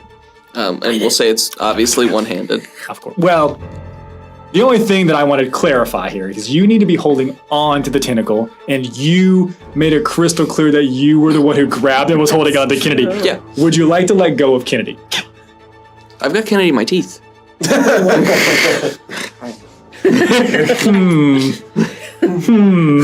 don't know. Or the tentacle in your teeth? It's the 3 grab style. Oh my gosh, I forgot. I don't know. I feel I'll let go, Kennedy. That is. But it's Kennedy's choice if they want to let go of me. That's fair. It's gonna become this. But at the same time, where did you grab me? You tell us. Probably your belt. Okay. I was on the ground. You're letting go of Kennedy. Kennedy's with Silas, though, so they'll probably be fine, right?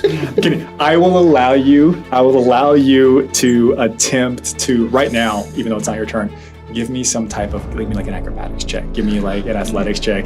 And I'm going to set this at, what's your armor class? My armor class is 16. Okay, I'm going to set this at 16. No. It's okay. Hang on now. Okay, you got this. I got this. You got this. Go. This is so silly. I love it.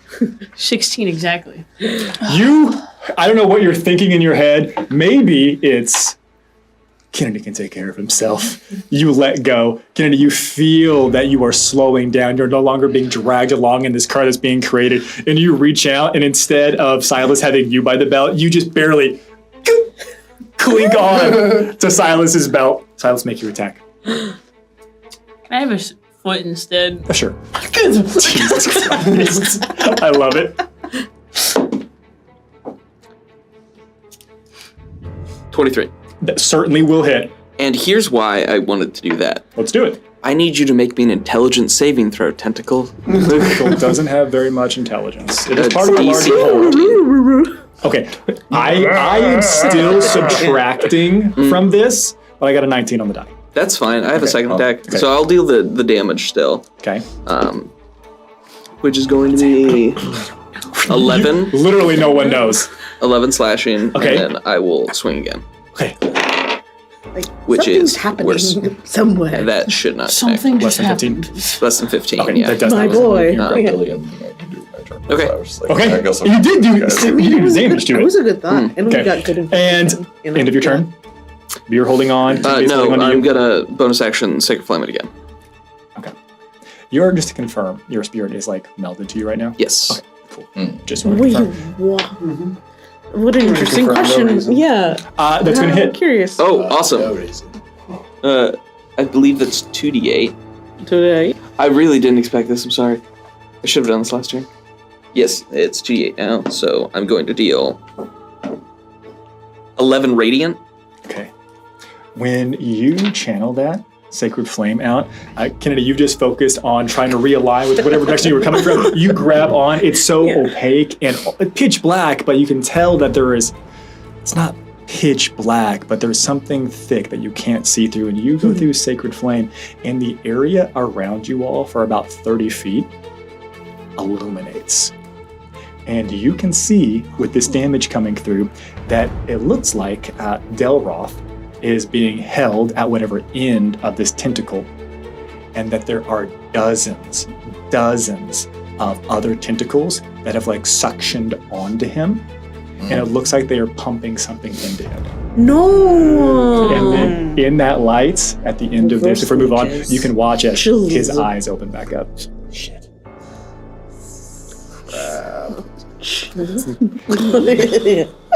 Yeah. Interesting. Jabanu? Do we see the glow? Jabanu and Ireless, you would be able to see the glow. Icarus and Nim are over in that other general direction. Enoch is just finished shooting their individual over there. You would see that there was a little bit of a glow over here. Holy crap, it's glowing over here. What? Maybe it's from you shooting the crystal. No. Maybe. Jabanu, it's your turn. All right. I'm going to. I'm gonna utter a quick prayer to Lord. I'm gonna be like, Lord, give me strength. Give me strength to get out of here. I'm gonna regain some hit points. Because I'm gonna use my prayer of healing, so that'll be. I'm gonna regain 28 hit points. That's a lot. Whoa. Yes. I rolled really well. I spent 3 of my hit dice just. Lord now. went. Okay. Yeah. Shit. Done. Okay, awesome. So that puts me almost all the way back to full health. Whoa. Yeah, I'm back up to 49. That's almost all of my HP. Good boy. Now go protect the girl.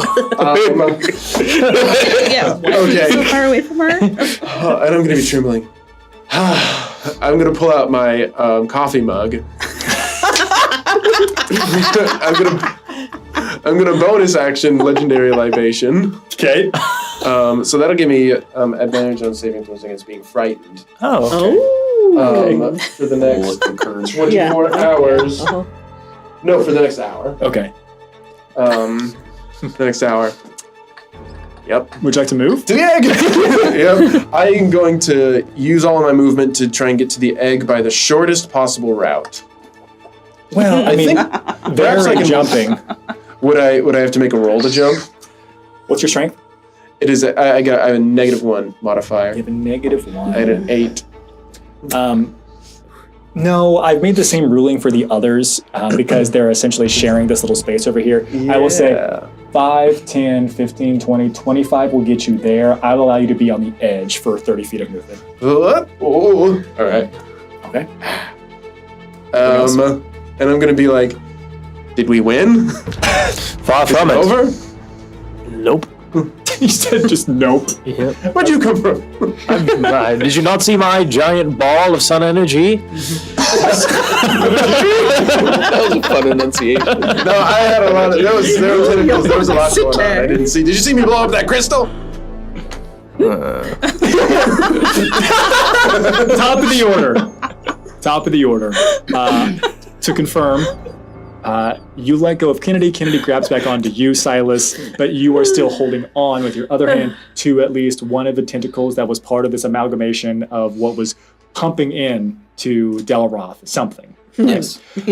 At the top of the order, layer actions, the way that we're going to display this is you all would see that more, again, these are all representative of like single tentacles. You would watch as a mass of tentacles erupt here. And almost right behind like you. literally you come up and it appears behind you. Very Jack Sparrow. And as if it is being like held, as if being held, cradled, right? Did we win? What we're gonna do is he is kind of up a little bit in this like almost tentacle platform, and you can watch as these suction cups are like detaching from him, and then a second or two later you would watch as Silas and Kennedy emerge from the ground. It's that Wolverine situation. On either side of Delroth, but just lower. He's They're on his side now. He's right behind me. I guess officially, And we're right behind you. Traitors. We didn't get that option. Well, I didn't.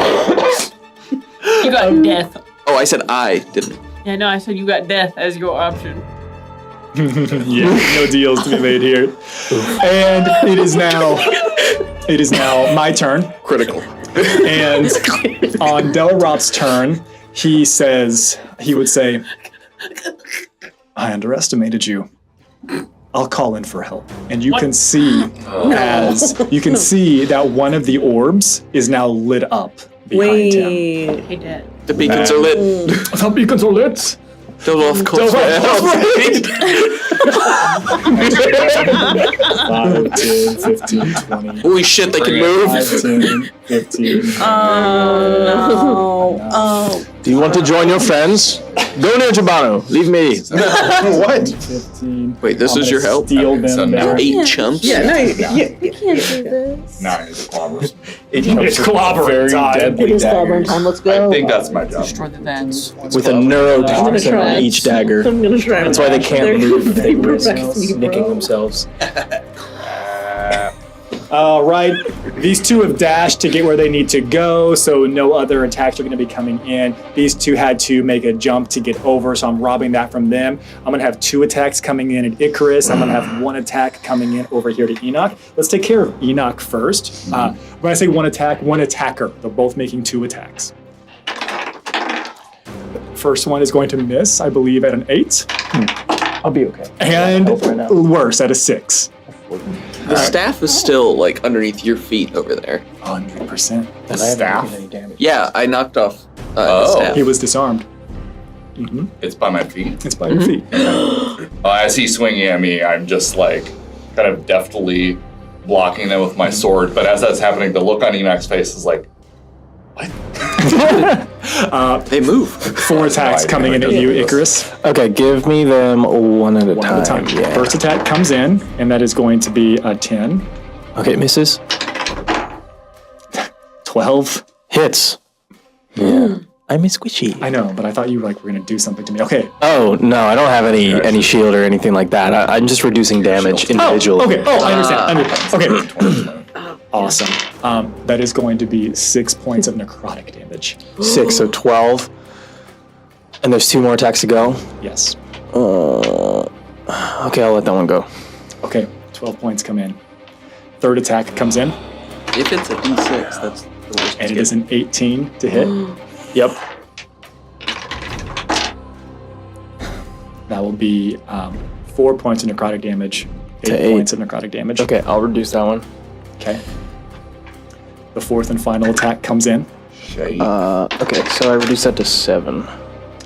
And that is a 12 to hit. Just hits. Okay. Yep. Not 12 damage. And that will be 3 points of necrotic damage to 6 points of necrotic damage. Yeah. Okay. Oof. All right, we're at 25. I'm doing okay. Okay. Just don't do that again. You say that to them? My guys. I was dodging some, getting stabbed by others. Decelerate. Amazing. I will give this Ireless. You look at the 2 individuals that have just jumped over here, and they're not paying you any attention. They look like they are focused both on Jabanu and on Icarus. Yeah. There's no doubt about that. It's now Delroth's turn. No. I hate necrotic damage. Mm-hmm. The next arc is going to be all That's what they say. Yeah. He's not powered up. He's not able to do the thing that he wants to do. But there is this beautiful, truly, I locked it behind something specific, and we'll see how it goes. But Jabanu, you are still in the throes of, did we win? Yeah. You hear and can feel the splash coming up behind. Yeah. Yeah. And Kennedy and Silas, you would have just the absolute best opportunity to see this and watch this. You watch as Delroth just holds a hand out, and then 3 little beams. They look like they are of this purplish energy that looks almost like it's being summoned up from the miasma down below, and just holds the hand out down towards Jabanu. Can I use a reaction? What do you like to do? So this is not the wording on this. Okay. But I have a resolute parry. I'm in melee contact with this person. Yeah. So would you let me burn a Scourge die to just try to redirect that away from Jabanu? I will allow this. You can burn one, and you can attempt to deflect one of them. There's 3 separate attacks coming in from this, so it won't block all of them. But, and just how about to make this fair? We won't have a roll off every single time. I'll roll all 3, and then if your one beats any of mine, you can cancel that one out. Sound good? That sounds fair. Okay. That's my last Scourge die. Okay. First attack coming in at Jabanu. Okay. As a 25 to hit. That indeed hits. Thank you. Second one coming in is a 16 to hit. Does not hit. Okay. And the last one coming in is a 21 to hit. That hits. Okay, so you have an opportunity, right? So go ahead. Really trying to beat a 21 here. That is a 22, just on dice. Okay. All right. Again, you're kind of coming up around the side. You got a little bit of extra weight because Kennedy's still holding on to you as you're coming up over the water, over the miasma here. And you see these 2 things of energy are coming in. And what's it look like whenever you parry? Dude, I was looking to straight cook you. Oh my god. And you got so lucky. Oh my god. For the one that does hit you, you're going to take 18 points of necrotic damage. Oof. What does it look like whenever you resolute parry? So I think I just raise the sword Twin Fang up, and it just skates down the blade and like shoots into the ceiling. A little bit off to the side. I think it's badass. I think that's really cool. And you would hear in a very similar, more energy. This is more language than it is words of power. And he would say, "You're next, Slayer." Wait, I thought he was dead! End of his turn. Kennedy, it's your turn, followed by Nim, followed by Ireless. And there are 5 turns remaining. Question. Of course. Since I was also in the fluid, do I get healing? So what I was like, if they have their turn during this, they'll have the effects of what's happening down there. Would you like the effects? No. I don't like how you said that, yes. Are you sure? I'm positive. Okay. I changed my mind. Right. You will not. It's grape flavored. Yeah. That's proprietary flavor in this world. Grape. Great man. Oh my god, it's all coming together. No. This is his revenge. I knew it. Chris, what did you do? My first question Yes. Smucker's man. is, can I investigate if the fluid is That great flammable? Ooh. I'll allow you to do this for free. But tell me how you're doing it. That's a great question. Because, yeah, because that's kind of my thought process as well. Zippo. Yeah, pretty much. Just You got a lighter. yeah. You got a It's a lighter. Magitech torch lighter. Yeah, 100%. And you're like, oh god, and you light the miasma down below you, Yes. and it doesn't ignite, right? But whenever you hold the flame down there, the flame gets extinguished, almost like somebody just. Okay. How distracted is he with, between Jabanu and Silas? I wouldn't say he's distracted. I would say that he looks somehow more empowered than his first go round. So, what I'm asking is, if I climbed up his back to get a better vantage point. I don't think he would stop you if you came closer to him. I don't like how you said that either.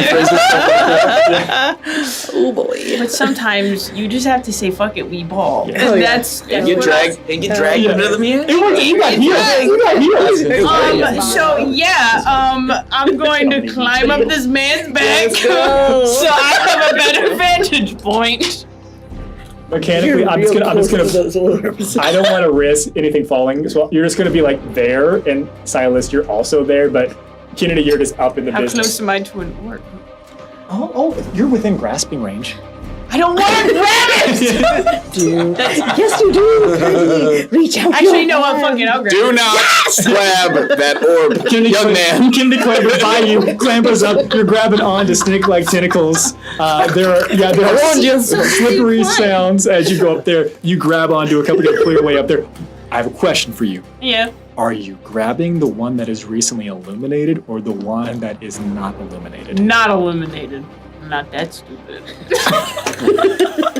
Kennedy's hands go up to the illuminated one. Do you have a replacement orb to swap them out real quick? Maybe. Not today, orb. Not today. She's the ultimate power, Kennedy. And you touch the one that is not illuminated, and you all, especially you, Silas, and I feel like Nam, you have a vested interest in all things orb. That you have a sixth sense that goes off. Someone's touching orbs. Oh my god! And you all watch as Kennedy disappears. Oh. He did it. Kennedy can take care of himself. Kennedy clambers up. Kennedy, you disappear, and Kennedy, you find yourself in this monochromatic terrain. Everything is shades of gray, and not terribly far off in the distance, just a couple 100 yards, you see looks like ruins of some kind. This is the vision I saw when I grabbed the orb, the other orb. The forbidden orb. The forbidden orb. You're in the shadow realm. And that's all you see. Would you like to do anything else? Can I run towards him? Of course you can. I'm gonna do that. Okay. You think about moving, and you move. And it happens of your own volition. And you get a little bit closer. And as you get a little bit closer, you can see that there's a series of gates. And you can see that there is almost looks like there's a negative image of a person kind of standing in front. There's a little bit of a flow to them as well. A little bit. They must be wearing something that's rippling, but from this distance, it's still so challenging to see. You can see that the gates are open behind them. And that's the end of your turn. God. Okay. Oh man. Nim, it is your turn. God, I wish I had lore orb. Oh, Lord. Y'all laughed at me when I offered you lore orb early on in this campaign. Can I have lore orb? Destroy the wells! God, destroy them! I've touched one already when I broke it with the crystal. You've touched Yorb. If you touch, and I was the first one. If you touch at least 2 more Yorbs, I'll allow you to have lore. Wait, is this 3 Yorbs? This is for everybody. This is for everybody. First person to touch 3 Yorbs gets lore. So if I go, guys. It's on. my turn. Touch both orbs real quick. That is true. Yeah. I'm so jealous right now. It comes with flair. It comes with flair from Shenanigans as well. Ooh. I touched the orb. And I liked it. And all I got were 16 negative levels. Complimentary. Nim, it is your turn. Great. So seeing that those people totally got disintegrated, I am not going to be overclocking the wells from super duper close. Yeah. Icarus, you're doing great! I'm gonna watch me get stabbed and the wound just spreads to my whole body. You're doing great. Don't die! I'm gonna move. Where do you want to go? I want to move 30 feet away from the closest well. Okay. I believe. You could make that jump over there if you wanted. Otherwise, you're still on the platforms. Okay, yeah, I guess I want to jump over to that other platform. Let me just make sure I know the range on the spell that I'm going to be using. I'm gonna be, and then I want to use one of my, perfect. I'm gonna go, and then I'm going to use my final rushed incantation. Okay. For Scorching Ray. Oh my! And I get 3, so I'm gonna hit each well. From. Okay. So this is, I'm gonna get a little bit. Or Okay. Great, yeah. Or this not. Is, yes. Well, hold on. I want to be fair. Yeah. Because that's a 3rd level spell. Right? It's a 3rd level spell. Okay. The way that they are written mechanically is by spell itself. So casting Scorching Ray is 1 3rd level spell. That is then being thirded, right? Split into thirds, and then sent out. Yes. So, but what I'm willing to do is, if you want that to happen, you will not be able. They will not all deactivate at once, but they will all be much closer to being deactivated. I'll be quite clear with you. If you use Scorching Ray, or at least 2 of those beams of Scorching Ray on one, deactivated. Okay, I'm gonna do that for the one that's furthest away from combat. Okay. It's gonna get 2, and then the other one that's furthest from me is also gonna get the final third. You send 2 beams over there. Yep. The one that's here in the center. Yep. The 3rd and final beam. Yep. You watch as there is an explosion, very similarly to whenever the previous 10,000 suns were sent in over here. And whatever anti-gravity effect was coming up from this is ceased. It is no longer happening from the one that just exploded. And again, there was probably about a solid 15-foot radius around. The one that you sent the 3rd and final one to, it looks like it had an effect, but it looks like it just wasn't enough to stem the tide of whatever fight is happening within it. That makes sense. Okay, so One of them is gone. Wonderful. Now, that's technically a bonus action to use those. It is. Rushed incantation, yeah. And it's using, does that do the same rules apply? Can I use another spell? So mechanically, and I've ruled this like this in other games, never can you cast 2 spells on your turn, regardless of semantics. Yeah. Okay, great, because I wasn't sure if it was just boop, press a button, rest incantation. I know. Okay, tight. Great. Then I'm gonna drink from my 2nd and final flask. And a job well done. Yeah. You explode one of the wells. There's a reaction to all the other locations. The orbs that are floating behind illuminate. The crystal is no longer there, but almost like there is a vestigial phantom glows in that place. The egg in the area over here glows. The other 2 wells begin to glow, and things come back to normal. That is the end of your turn, Nim. And I got the farthest one, and the other one's mostly done, but Icarus, if you could get this one, you're doing great, Icarus. You're looking strong. You look strong. You pull out some chapstick. Pull out the watch. That necrotic. I don't want to die, chapped. That necrotic damage is hell on the lips. Open casket That's funeral. our sponsor. All right. After Nim, Ireless, it is your turn, Second. followed by Icarus, followed by Enoch. Ireless, what would you like to do?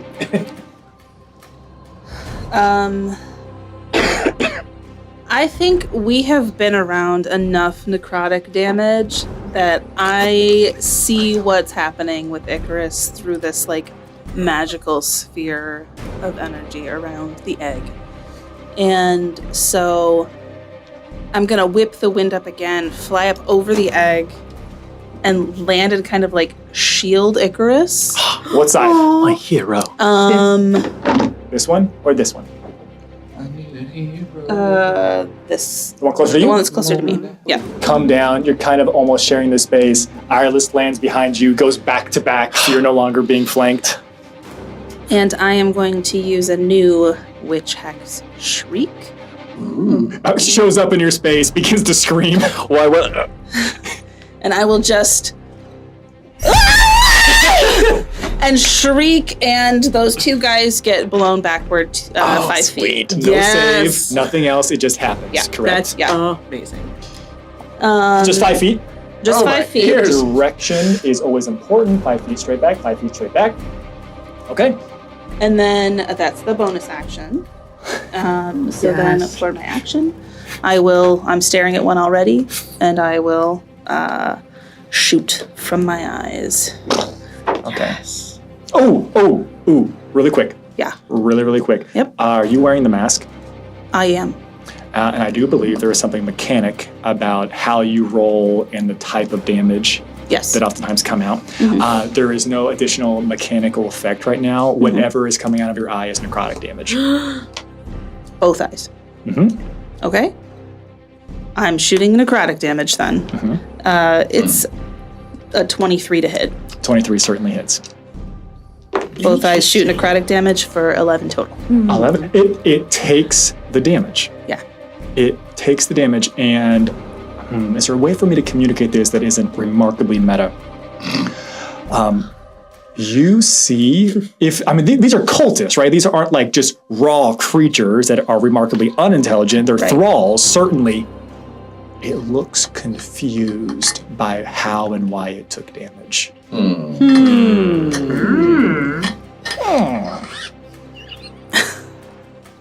Okay. Would you like to do anything else? That's it. Okay. Your turn is over. Icarus, followed by Enoch, followed by Silas. Icarus, it is your turn. Have we seen them take damage? What's up? Have we seen them take radiant damage? No. I radiant damaged one of them. You hit him with the when I smacked it with my martyr thing. Just curious, sorry. I smacked it. Icarus, what would you like to do? Yes. So there's the two wells there. Yes. One of them's been scorched, the other has not. If I move up to the edge of the pool, can I get within 60 feet of both of them? Oh, yes. You're within 60 feet right now. Okay. I will stay where I am. Or no, I'll move up so that if... No, I want to be protected from at least one of them. 40, 45. Yeah, you're fine. Okay. And seeing Ireless shoot beams out of her eyes, I'm going to take the cue and I'm going to turn to these two, and through my eyes I'm shooting radiant beams while necrotic beams are shooting back and forth. I'm shooting gold ones. And I'm going to try and split them, so I have two as well. This scene's so cool. I'm going to hit one at the far one and one at the close one. So this is the far one. To clarify, this is a spell or a cantrip? Cantrip. Okay. So the first one to hit, the far one, is an 11 plus my stuff, which I think is a plus. Oops, I just opened Apple News. Headline of the day, Icarus hits. 18 and 17. So both of them hit. Okay. And as, again, this radiant energy is shooting out of your eyes and spiraling over there, right? You watch as, even though the well that had previously been scorched by Nim, and Nim calls out, this one's almost done, I've taken care of one. You watch as that miasma shoots up and looks like it just consumes your cantrip. I like flex my hands like, would have been a good use of my prototype. I wish nobody saw that. Okay, I don't actually have any spells left that can target non-creatures, so... To be clear, and I'll just reiterate, because this is me breaking some rules and various things. Yeah. You don't need to look at the mechanics of your spell. Earlier, I said, I don't care what you roll. You just need to sacrifice the spell levels at it. You just need to use. Verily well, I will look at the wells and go, I'll get you next time. no, I'm getting you right now. Healing word.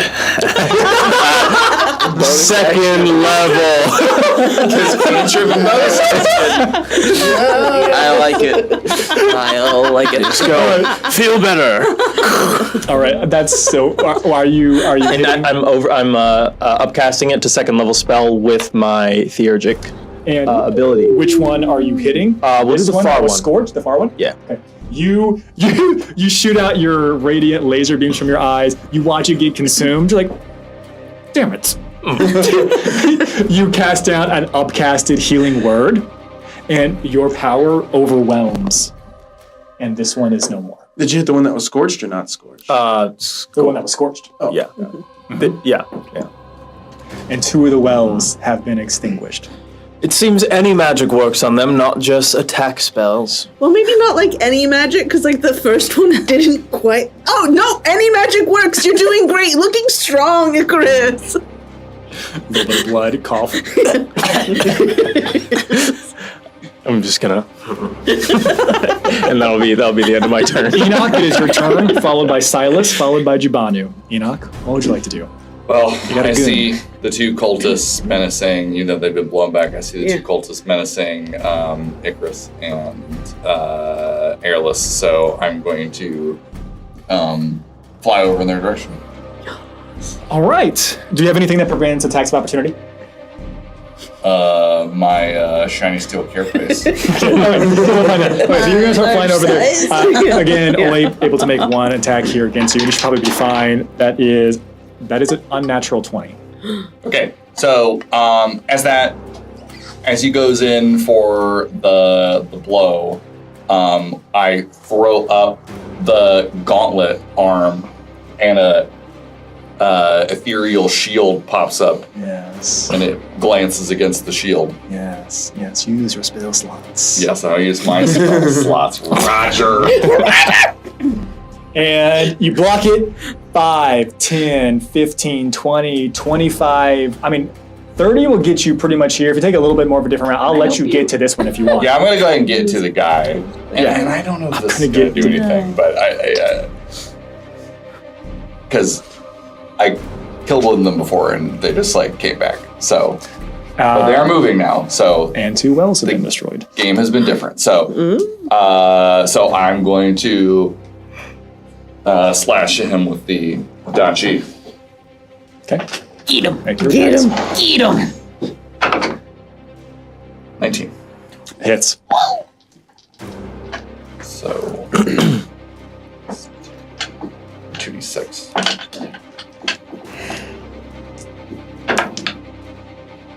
$15. 15 points of damage? Yes. Okay. You have a second attack? Yes, I sure do. I'm going to give you an opportunity.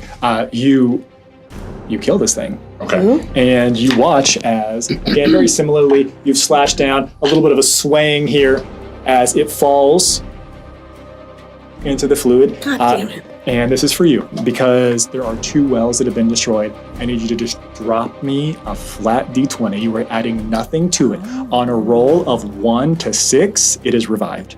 Okay. 10. Okay. All right, with my extra attack, so I have my sword in the other hand. I swipe. Magitech pistol comes out on the other one. Okay. Yeah. It goes directly between your heads. Is what I was thinking.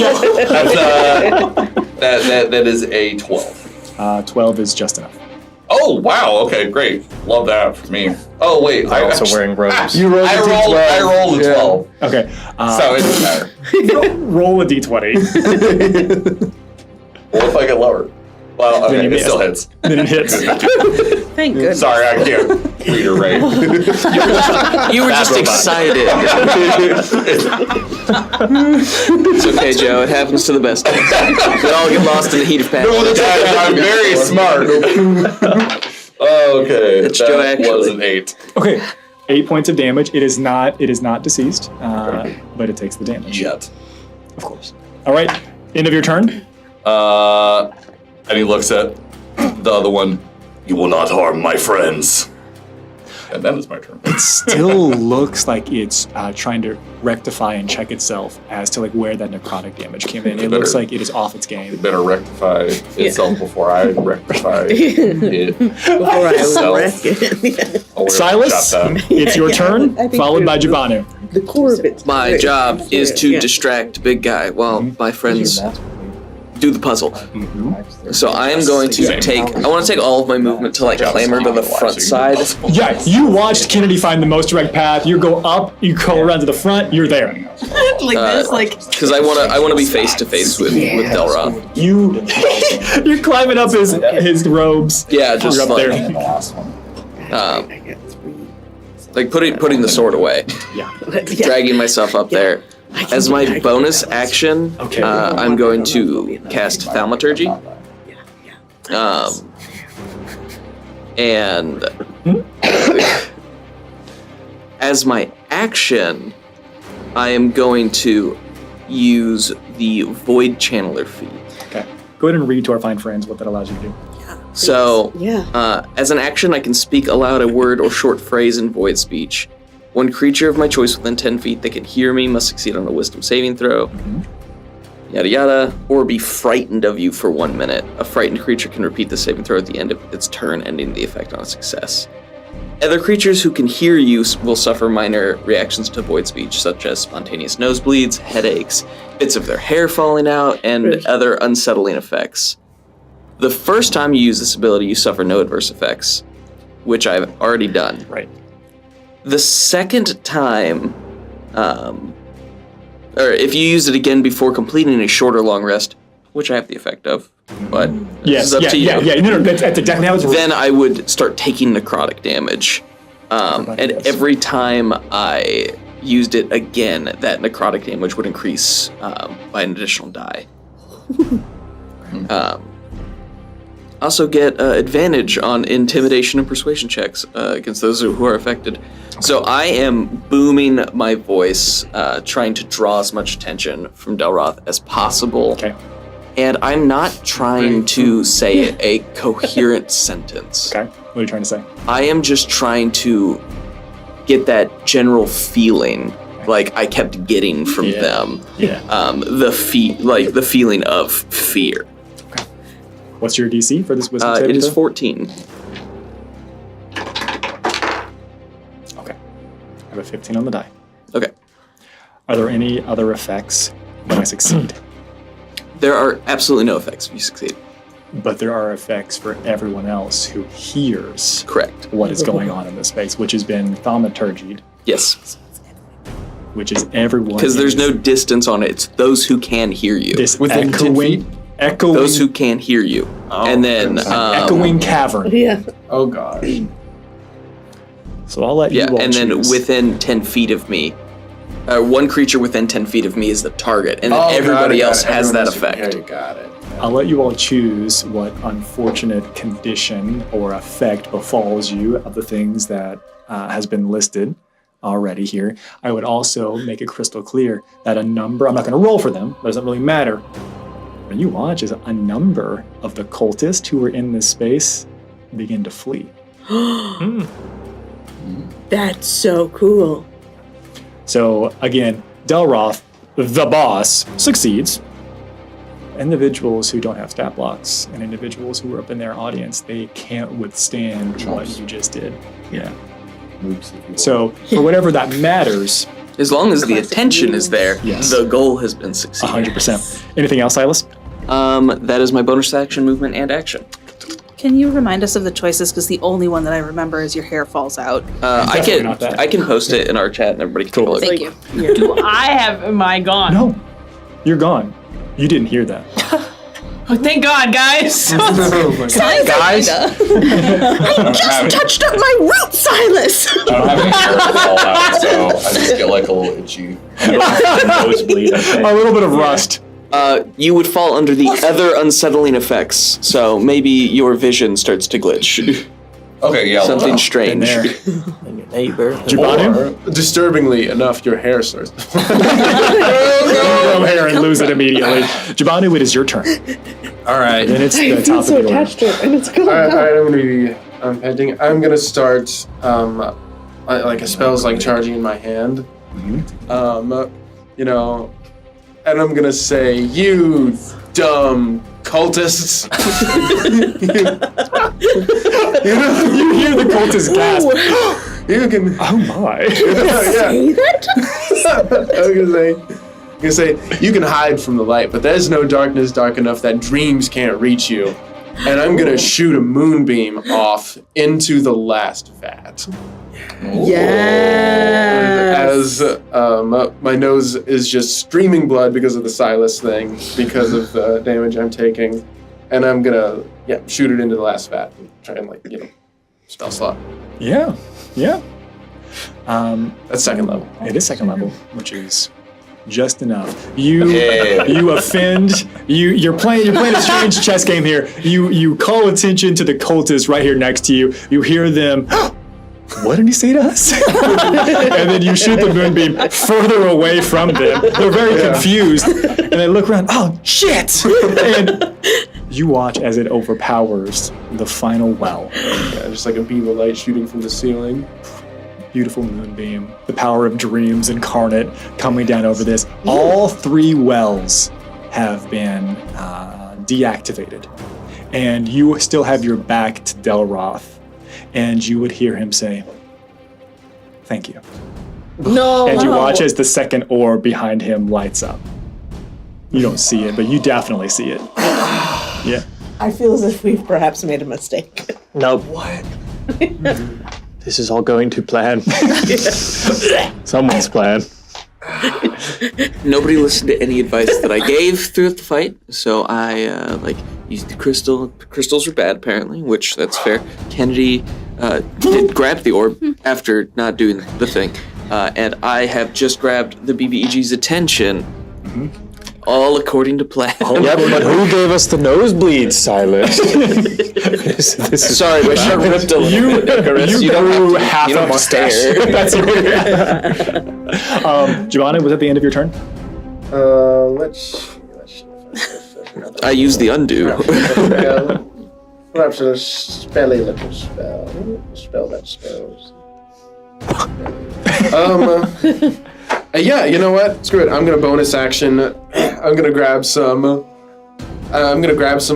Blood from my nose, and I'm gonna turn around to Darth. I'm gonna say, "Shut up!" and I'm gonna fling it at him. As I Yes. bonus. Oh no, wait, but no, I can't do bonus action. 2 spells. Can't do 2 spells. I can't do 2 spells. Never mind. Fling blood at him. Yeah, I do that for flavor. Yeah. I have to. Yeah. If you're gonna throw blood at anyone for flavor, though. All right, end of your turn. Yeah, exactly. Top of the order lair action over the course of this. And all of the tentacles. We boned? I think we may be boned. They don't have any bones. Or is he? Did everything go according to plan? Or is he just in his final form? Maybe shut the fuck up. Well, it's up for. We'll figure that out together. That's more of a spiritual debate. It was dispersed. Now it's concentrated, and that's actually a good thing for us. We might die, but couldn't have been any cooler of how you all made it to the center by the time this happened, with the exception of Nim, which is interesting because Nim, this may happen differently for you. This is what happens. Good. Excellent. so Look, he's giddy. Look at him. I am giddy. Hey, I thought they were leaving. Yeah. They were repositioning. They look so inquisitive. Like, hi guys, what's going on? Just give them a chance. They're misunderstood. First things first, I'm going to make an attack against you, Nim. I want to grab you. I want to contain you. I need to move you so badly. The pop hit of the summer, folks.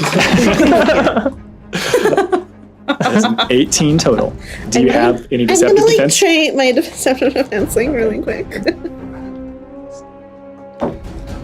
It's an 18 on the die plus 8, so that's gonna be a 26. Okay, all right. I mean, this is really good for you in a weird way. Actually, really good for me as well. I like half of that. Yeah. And again, you all would be able to see that it very much looks like this is attempting to wrap itself around. And does it look the same as last time? I think actually it's a little different now because I'm a little low on vitae points, so I think it's like a little more feral as she like jump like skitters to the side. Yeah. Yeah. And it misses, and then the tentacle immediately comes back to whatever position. It looks like they're all trying to like form this circle around the center area. And beautifully done. There was a single cultist that Enoch left. Okay, guys. And also happens to be directly next to where the staff is. Yeah. And you watch as the cultist Get him, Tulu. Yeah. You watch as the cultist just kicks the staff into the miasma. Oh, I hate this for us. Down below. And there's a kerploosh. So that one didn't run away. I messed up, guys. And then coming up, the jet of this miasmic fluid erupts right next to Delaroth, who grabs it. Yeah, you're right. Looking straight at you, grabs it. And the tentacles that are forming this circle around here, you all are put into what looks to be a dome. For those of you who are inside on this central platform, it looks like you are now staring at infinity. There is just void on the outside of this space. There is no wall. There are no cultists up in the rafters, up in the Colosseum-esque. That is gone. There is just absolute nothingness beyond. You can still see each other. You can still see the ground beneath you, and you can all still see the egg that is here as well. Nim, all you see is an opaque cocoon that looks very similar to what the creatures were coming out of. Oh shit. And you all would hear Delaroth say... And he's inside. Oh, he's in there with you. Delaroth would say, I think we've had enough fun. And I think that's where we'll take our break. We'll be right back to continue this. What?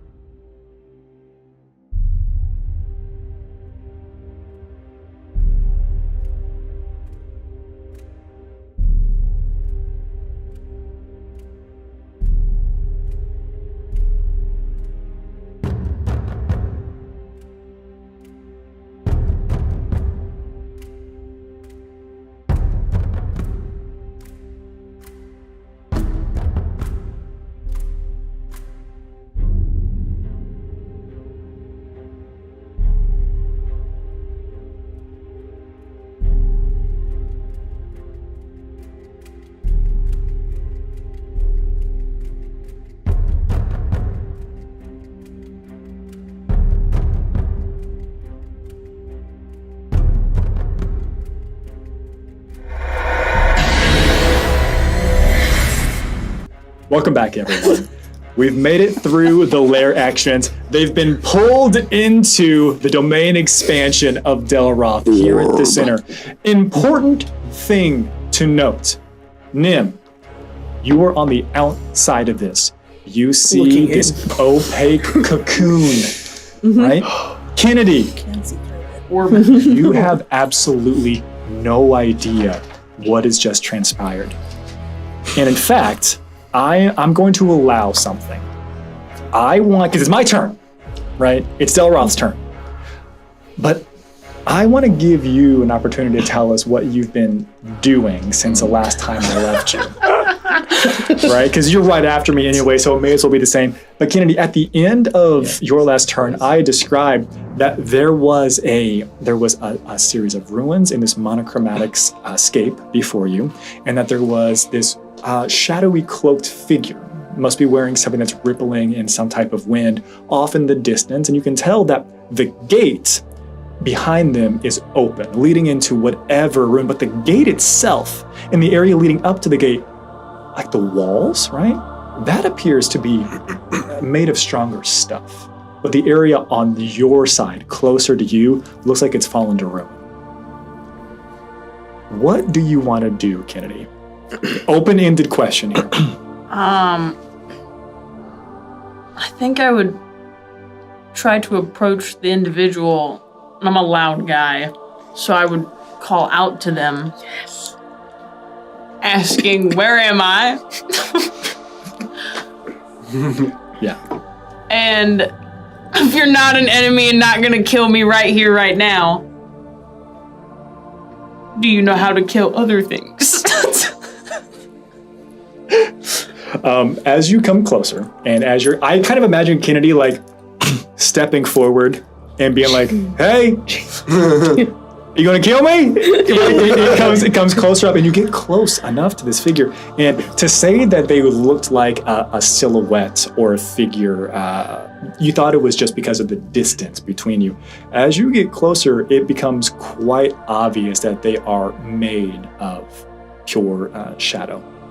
They are more so, they look like they are a living silhouette, right? This is why warps are so...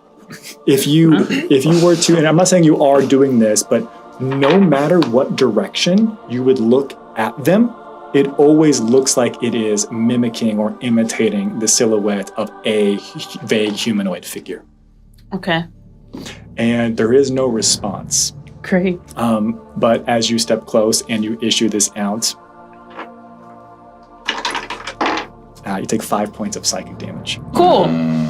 That's nice. Would you like to do anything else? My brain hurts. That's exactly what it feels like. It feels like you are next to something that is incomprehensible to you. It is sheer presence. Being near it, being connected, being here on this space with it is causing you to lose your own sense of self. Oh, cosmic horror. Oh, cool. Let's go. God, I wish that were me. I'm gonna panic a little bit now because I'm stuck. And so now I want to look for a way out of here. Not at the figure, though. I'm avoiding eye contact with the figure. Well, that didn't work. As I mumble under my breath, okay, bitch. The cosmic war is beyond my comprehension. I say, not today. What is bitch? Teach me this bitch. And you see, you turn around.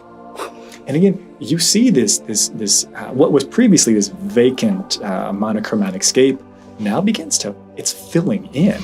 It almost looks like these buildings are being put up just to decay over and over and over again. And as you look out for a way to leave, a way to escape, you see these figures.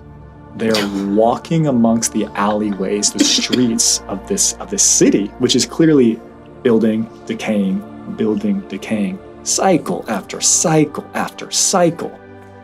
And you watch that there appear to be shadows or ghosts that come into view. And they fall. It looks like they're running from these shadowy figures. And the shadowy figures every single time, almost radiant in the energy that they're giving off, just keep touching individuals as they just disperse. I will end here and say that as you're watching all this, there is one door, one building that for some reason doesn't seem like it is decaying. There appears to be a single door. I'm going to steal that from you. You've seen that. It's my turn. And as Delroth is here in this space, and you all only see the infinity that is beyond all of you, you watch as he now has the staff in his hand. He lets go of the staff, and it begins to just kind of hum and thrum next to him. You can see this, right? You're there in his grill. And it's not like he's making eye contact with you, Silas. It looks like he's gazing through you, towards the center, directly above where the egg is. And at his side, he holds up both of his hands. And for those of you that are further away, you watch a small speck begin to manifest and take form right above the rock egg around here. And it looks like a black sphere. And it's growing in size, and it begins to pull you all towards it. And I need everyone who is inside this domain to please make a strength saving throw. And I will remind you all for the first time, because I forgot until now, those of you who previously had the poisoned rider condition, please make sure you subtract 1 from that strength saving throw. We're gonna start over here. All right, so I rolled 15 on the die for a total of 14. I'm still blessed. Failure. Great. You're not there. You're not there. Natural 20. Success. 12 on the die for a 10. Doesn't matter. 12 total. Failure. 22 minus 1, 21. 21 is a success. Yes. 21 is a success. Strong brothers. Strong guys. Strong guys make strength save. Alrighty. Bottom text. For those of you that failed, first and foremost, let's start there. For those of you that failed, you are going to take... That's just Icarus, right? No, we all failed. Oh. Except Enoch and... For those of you that failed, you're going to take 26 points of force damage. Even ears. Can I use a reaction on that? Okay. Nothing is affecting her. Can I use a reaction on that? Depends on where it is. Acceleration, deceleration. I want to decelerate the damage. Yeah, sure. So that I don't die. Okay, you take 26 points of damage. You can decelerate that, take a little bit less. All right. For those of you that failed, you are sucked and pulled towards that center sphere. And for those of you that succeeded, you would watch as they get essentially like noodled and spaghettified and pulled through this event horizon. And you watch as they are just now floating in the void out and around you. For those of you that succeeded, you are not pulled into the event horizon, but you are knocked prone. I would like to use the armor of magical strength, spend a charge to not go prone. Okay, you go prone, you go not prone. So as I feel myself like getting blocked back by the energy cells charge up, and I throw the sword into the ground to keep myself up. You failed, correct? Yeah. Okay. So Icarus, this is for my own notes here. I'm just going to pull this. Oops. Off to the side. That would have killed me otherwise. You failed as well. I did. And I am also 30 feet of fall. at 0 hit points. Oh, you just took 30 feet of fall. Oh, so I died again? True. No, he dropped the mini. Oh, okay. All right, you're at 0 hit points? Yes, sir. Okay, so this is important to go over a couple of things of what is happening. For those of you that got pulled through the event horizon, you are essentially trapped. There is no air where you currently are at. You are unable to breathe. And you will also be taking additional damage on each of your turns while you exist in this space. And we can't see them anymore. Oh, no, it's worse than that. You can see them. They're in that area off the platform that you're currently at, floating. And I mean, you all can flavor it as you want. You're floating in the space. Like, what do I see? Do I see, like, can I just look down and see the platform? You can see them and everything happening, but you can feel that you're in a vacuum and that you are having essentially everything sucked down of you. Oh God. Oh no. And that is all that I will do for his turn. You've done enough, right? I have. So I'm like in the spaghetti noodle area, prone. You were like holding on to it, but just like mechanically, because you're prone right probably there, like at the platform where he was. And Ireless, you're not prone because it didn't affect you whatsoever. And literally nobody else is there because Enoch, you're on the edge. I'm just gonna pull you right here because you're kind of like within the space. Not prone, not prone. Silas, you're the only one that's prone because you don't have magical armor to do that for you. Okay. Kennedy, it's now your turn. Your real turn. Not the gap turn that I just wanted to be. I just wanted to see what was happening. How many of these figures are there running around, disintegrating people? Hundreds and hundreds. Oh, cool. Over and over That's again. It's no hard to keep problem. track of who they are, right? Because they all look so identical. Yeah. Cool. How quick is it to make it to the door? You can very easily make it there if you wanted to. Yeah. Again, it's this weird concept. I don't care how many feet of movement you have. It's a willing of where do you want to be and where do you want to go. Can I willingly sneak to the door? You think about sneaking there, and then the equivalent of snapping your fingers, you're just at the door. What? It's absolutely no trace has been passed. Wait, hang on now. Whoa. Thinking this. Let me get close. If I think about Patricia, will she come back? Patricia, you do not feel Patricia especially here. No. Oh, great. Oh, cool. So it's all right. That's fine. I'll open the door. You open the door, and it looks like you are looking out to the vantage point of where one of the orbs was, above Delaroth's shoulder. You can see that it looks like a couple of your friends are being dragged towards the center and pulled into a spaghettified fashion. You can see Silas on the ground. All right, so from inside the orb, seeing that, having opened my little peephole and being like, well, fuck, and then closing it. You open a full-sized house door, and then you can see everything, but everything looks like different sizes, right? So. I'm gonna close that. Okay, you close the door. I'm gonna turn back around.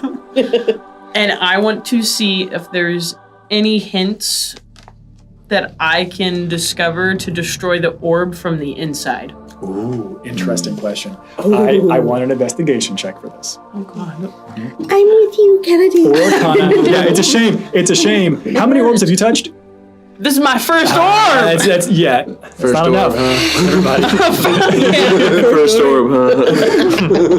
But I encouraged Nim to touch one of the orbs. Does that count? Doesn't count. It's gotta be you. Ooh. 22. With a 22 investigation, you realize that there's something important about this door, this house. This is most closely connected to whatever like the real plane is, right? Everything that's further away from this house and this door seems like it is more decayed. One thing that is different here, I've described that wall where the gate and that shadowy figure was standing with the gates open looks just as in great repair as this house specifically. What I'm trying to get at here is whatever is playing out here, if you're standing at a gate, that other individual's also standing at a gate. Both of those doors must go somewhere. Mm-hmm. But it looks like that's a loop of some kind. There's one way in, one way out. If you were to try to destroy the orb from inside, or destroy this house, or destroy this building, from inside, you might not be able to go out where you came in.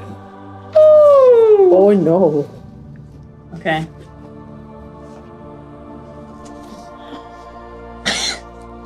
But that's the... There's that exit. There's another exit, though? There is another exit here, yeah. Where that It's a 50-50. You opened one door and you saw what's on that side.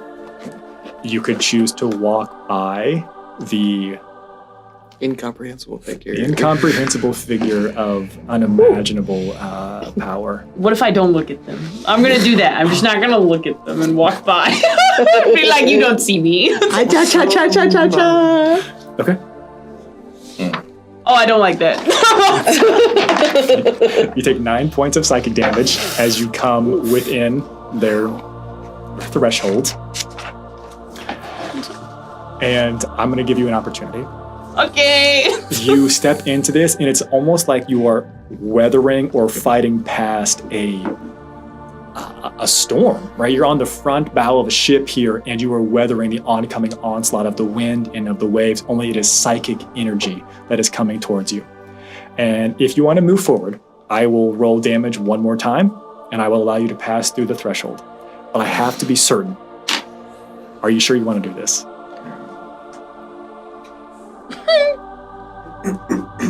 Me and my 12 health are doing great. I'm rolling a d10 every time, so just think about that.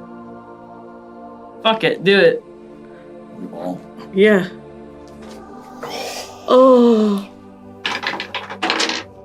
Take 8 points of psychic damage.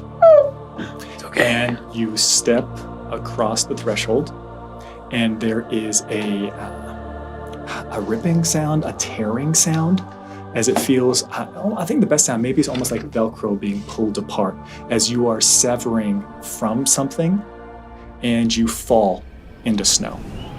Oh no. And there is no door behind you. Oh. And there is no orb behind you. I fucked up. Something feels wrong. Well, shit. What do I see before me? It looks like you're in the mountains. If you don't have a cold gear, you will begin to suffer levels of exhaustion. Oh shit. Oh shit. What? You banished yourself. I did. You went to the portal room and then you picked one. Oh no. I wish I was there with you, soldier. Welcome to the Himalaya. In my years of travel, would I have cold gear? Would Nim have given me cold gear? The beautiful thing about this is Patricia, your porter, is a bag of holding. Correct. It is highly likely that you have appropriate gear and attire, and I'm going to spin this a little bit. It's probably not because you needed it for its efficiency, but I just think you've got a number of different outfits that Nim has put you in. Yeah, that's true. Yeah, 100%. Oh, Kennedy. A fur-lined duster. Oh my goodness, Kennedy. I will put that on. And do I see any footprints at all? Nope. Okay. The embroidery on the sleeves is really nice, Kennedy, you are in the deep, deep backwoods of the mountains. Oh my god. How am I going to interrogate him now? My guy! And Kennedy, I'm going to cross you off of this initiative. Okay. You are no longer in this battle, and you are no longer on this continent. What? So boned. Oh no. Oh no. Get shifted. I fucked up. But you're closer to Erden. Yeah. He's probably got like a house or something. Oh, I hate that guy. Great. Double shit. So I am looking over at the cocoon, and there's no way I can get in. I feel as if something bad has happened. Yeah. It has. And are there still cultists around? There are cultists around. They all look like they're. Excuse me. Yeah. You can't see any cultists from your vantage point because there was one cultist that was left outside No. on the other side. Nope. Mm-hmm. Oh, up in the Coliseum. Yeah. Certainly, yeah. I think that they aren't innocent. Right, Silas? You're not there, but I'm interrogating my thoughts. Spiritually, Silas would be like, Nim. Kill them all. Fuck them kids. Yeah, and like there's nothing I can do. There's no ritual I can cast. There's nothing I can prepare. There's nothing that can be done. And I think that she's just starting to, so I They're bad cast for you, though. Yeah, I cast Enhanced Physique. It's like a golden crown. I take down my hair, and I'm gonna climb the walls and go after. Mama's having dinner tonight. Yeah, it's like, wow, you're not trapped in. I'm not trapped in. I can't see my friends. Time to eat my feelings. It's 100% yes, and I'm just gonna everyone's feelings. Oh man. Yes. So Oh no! Do not leave Nim alone. I have separation anxiety. Hey, Silas and Airless. It was nice knowing you. Fuck this guy. All right, Nim. Yeah. You are still in the initiative, but you are fighting a very different fight. Yeah. And I have Enhanced Physique, which gives me These individuals will not stand a chance before you, Nim. like tissue paper, is what I'm hoping. Excellent, good, fantastic. All right, At least you're gonna be feeling good. I'm gonna feel, and you guys are gonna come back, and things are gonna be fine. We're gonna be able to escape, no problem. Yeah. Irelis, Well, most of us. Irelis, it is your turn, followed by Icarus, followed by Enoch. Let me tell you something. One outcome I did not foresee. Oh no. One more Nim. I love this game. I think. So I will be making a new character. Scott Kennedy. Well, actually, you might be the only one that's not making new characters. Yeah. I Dread Scott. It's a new campaign. am going to. I'm just gonna stare at this guy. I am so angry. I will fly closer to him, land right in front of him, and even though it's got a 10-foot radius, I'm just gonna position it behind him. Yeah. I'm gonna cast Shatter. I'll cast it at 3rd level. Yeah. Okay. Fireball. Yeah. And I'm gonna scream as I do it. So it's a con save. I guess I'll do that for you. If I must. I'm going to re-roll it because it's on my computer keyboard, Okay. right? And not flat on the table. Come on. That's right. And there's also a natural 20 on my keyboard. You're a nice DM. And A kind DM. it's an 18 on this die. All right. So it's gonna be Try this one. half damage. Half damage. Okay. Half damage on a lot of dice. 18 and one more. Okay. 20. Okay. Thunder Takes damage. all of the half damage. Yay. Okay. Beautiful. End of your turn. I guess for my bonus action, I would like to try to see through Tulu's eyes. Oh, yeah. To see if I can get him to move in here. Tulu sees an opaque cocoon. Mm-hmm. Tulu also sees a cultist standing right next to Tulu. He's gonna fly past the cultist and just try to fly into the cocoon. Yeah. I'm Land going at to make it. an attack of opportunity against Tulu from the cultist. Do we get flyby, or is that just an owl? It's just owl. That's a natural 20 on the die. Okay. All of our pets are dying! I'm going to double the die. How many hit points does Tulu have? 16. Okay. Voided Tulu bird. takes 14 points of necrotic damage Yikes. and then flies away. Towards Towards the 10, cocoon. 15.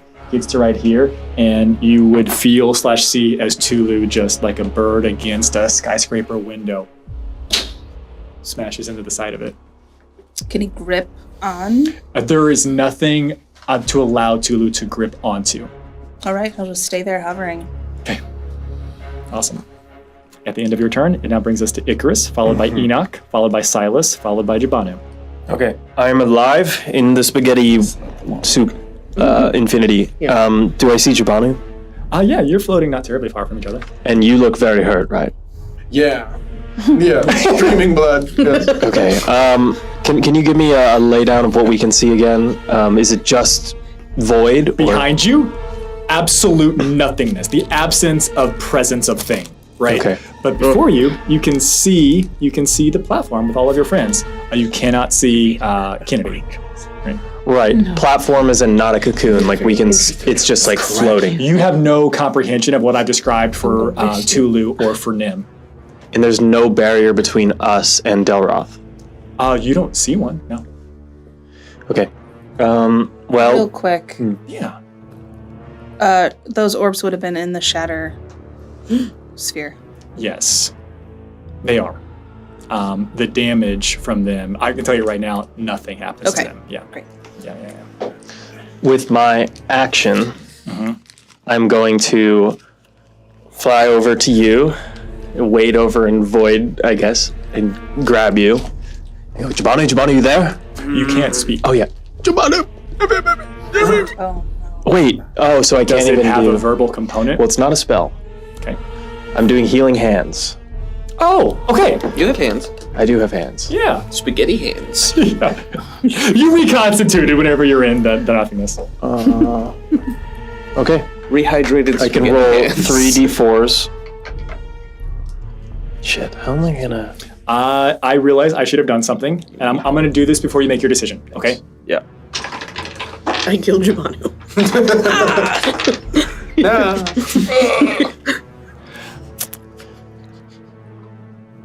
I can't... Actually, it's never mind. It's not the end of your turn yet. Please continue. I can't use verbal components at all. Do I... You cannot speak. I can't even... use spells that have verbal components. Can I not use my last bit of air in my lungs?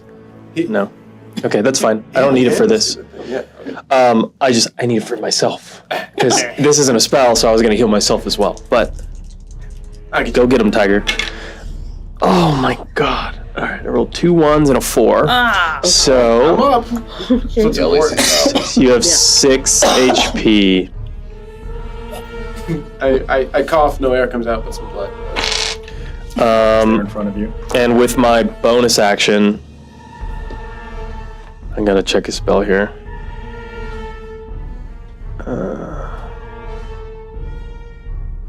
Where is it? Time hop. Can't do it. Can't do it. It's a verbal component. Verbal component. Yeah, I don't have it prepared. I was gonna bonus action get it back. Let me see. All my stuff is verbal. Except Tasha's mind whip. Can't do it on the bonus action. Next turn. I'm gonna fly over to the platform. I'm gonna try and re-enter. As you get close to the platform, But I'm gonna moment to think. Sure. As I do that. Okay, you get to the platform. The DM starts to say something. You say, "Wait a second." Stuff pauses. Yeah, stuff pauses. And as you get close to that, and you moment to think for a second. Do I feel anything? When he comes close to the platform, he's going towards the center, which would be away from you. You do not feel anything. So even when he does the moment to think, like that doesn't. Ooh, and that should be. Well, again, there's no way for you to know that. There's no way for you to know that. Yeah. Right. But you're currently whatever. You would be tethered, but there's something separating you two. Okay. Whatever it is opaqueness in its fullest variety. There is something between the two of you. You would have no idea that he's moment to thinking. Okay, bummer. Okay, all right. You get close and you moment to think, and you can clearly tell that there is some type of barrier. You are in the void, in the nothingness surrounding this. It's an intentional choice to let you all float there and die so that you can watch your friends die and they can watch you die. Is the barrier magic? It is magic. It doesn't appear to be something that... It seems less like something that you would dispel and more like something that you would force your way through. Okay. Mechanically. Yeah. You are allowed to attempt to make an athletics strength check to force your way through the barrier to cross back over the threshold. Yeah. Well, I was more going to ask if I could cast spells that don't have any verbal components through it, if I can see the person I'm casting it at. I'm going to say no, and here's why. because this is a pure flavor thing. You shouldn't be able to see anything. You should be somewhere else entirely. I rewrote it so that it was more malicious. Okay, I crit failed on my athletics check, as is tradition, so -3, and or -2. You swim over towards it. You try to force your way through, and somehow you're 7. pushed back 20 feet. Yeah. Okay. Well, I don't even know where I have where one am. spell with verbal components. All right.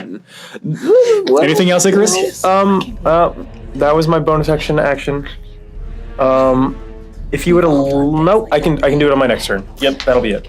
Enoch, it is your turn, followed by Silas, followed by Jabanu. Oh, I'm so sorry. You take 14 points of cold damage. at the end of your Never mind, turn. I'm dead. Well, and I can't reaction because accelerate is, I can't use my robe stuff either.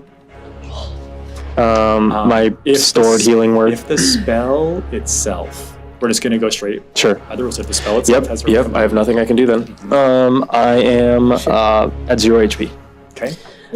Just like that wasn't a spell or a spell-like thing that happened that caused him damage. It was existing in the nothingness of space. Okay. Yeah. And would you say, just for future, just in case this is relevant, that in the nothingness of space that the two of them are within 30 feet of me? No. No. The same reason that Icarus wouldn't be able to cast a spell at a target that they can see, you wouldn't be able to see or know they were there. Yeah. Okay. Yeah. It's like a video projection. Correct. Cool. Enoch, it is your turn. And so I'm going to, fly just for flavor's sake. I'm just flying as close as I can to Delroth. And as I land, do I actually get up to him? Yes. Oh, shit, yeah. They're really big squares. Oh. Yeah, because you're large. This changes everything. Yeah, you got him. Flavor this. Get his ass. All right. I am gonna, as my bonus action, one of the gems in my gauntlet glows, and a radiant fire shoots up the side because I've been analyzing the energy that Jabanu produces. Cool. This is very cool. Sick. And I've been able to replicate it with Branding Smite. Let's go. I'm going to swing at Delroth. Friends. Yeah. No. That's a natural 20. I wish I would have called for Great Weapon Master. Damn. All right. We'll take it. We'll take it. So Double dice. Does that Double all the damage dice. Don't double the mod. including the smite? Okay, Including so Branding Smite is 14 radiant. So now Are you already doubling? that's doubled. Okay. Yeah, it was 7. So that was just the Branding Smite, and then the damage for the normal attack is another 14 plus 5, so 28. I can't count. 33. Do you get anything because you're big? Oh, another D4. 2d4. 2D4. 2d4. Because you crit. Yeah, because I'm a biggin. Thank you for reminding me that I'm a biggin. My pleasure. 5. 5 additional. Yep. Okay. 38 damage. Yes. Smack. And that's attack number 1 out of 3. Out of 2. Enoch, I will tell you right now, that was a substantial blow. There seems to be, if I can make this crystal clear to you, every single time that he would have been brought back, he was brought back with less constitution and more invested in power. He's already not looking great. Okay. Definitely bloodied. You know what? I'm going to swing for the fences. I'm going to take the -5, and I'm going to use Great Weapon Master. So as I cut through him, okay, I will protect them. Here we go. That's a 17 minus 5, so that's a dirty 20. A dirty 20? Dirty 20. A dirty 20 does hit. Yes. Okay, so add the flat 10. 7, 12, or I'm sorry, 7, 17, 22. And 22 the points 2 of other die damage. too. And the embiggened die. Yes, and the big head. Plus 3. 25. So that's 25 for the second. I'm doing math. So 25 plus 38 would be. So he is just 63 like damage total so far. What was the embiggened damage? I'm sorry. It was 3. So the total damage was 25. So he's just actually like wailing on him with the rage from the desperation of his friends, his only friends in the world dying. Yeah. Enoch, as you come in and you bring these 2 remarkably heavy blows against Delroth, whatever this platform was that was holding him up with each blow, because you're large, right? You're hacking up. And the platform itself, it's almost like the tentacle is getting weaker that is holding him, and he is coming closer down to the level of the platform where you all are actually at. Delroth is still up. Delroth is looking at you for the first time like you're not an object. For the first time, you've been perceived as a threat more than a tool to be used by his master. Get him. Is there anything else you'd like to do on your turn? I look over to Silas. Nice. As I'm prone on the ground. End him. Silas, it is your turn. With my 15 feet of movement, once I stand up, can I get to the other side of him for flanking? You're climbing on him a little bit because again, like he's got going back to the platform which I was on. You're 15 feet up, 5, 10, 15. I'll get you kind of back here to be. We'll go the other way so that you're officially there, flanking. Yeah, you're flanking with Enoch. So that'll give me advantage. Yes, it will. Amazing. I am going to try this with the bonus action. I'm invoking Sacred Flame. Can I have the spirit? Yes. Okay.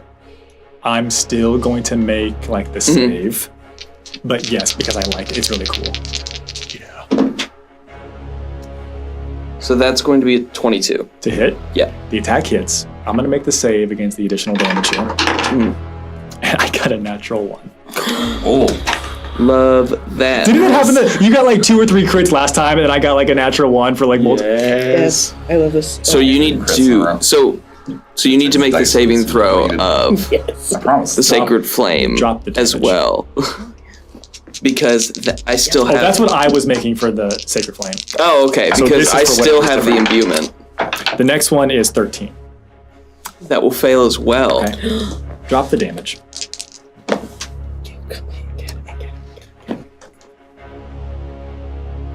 So that's a total 20. Ooh. For the real this time, for the last time, would you please describe what it looks like when Silas shambles around the side of Delroth and kills him? Yes!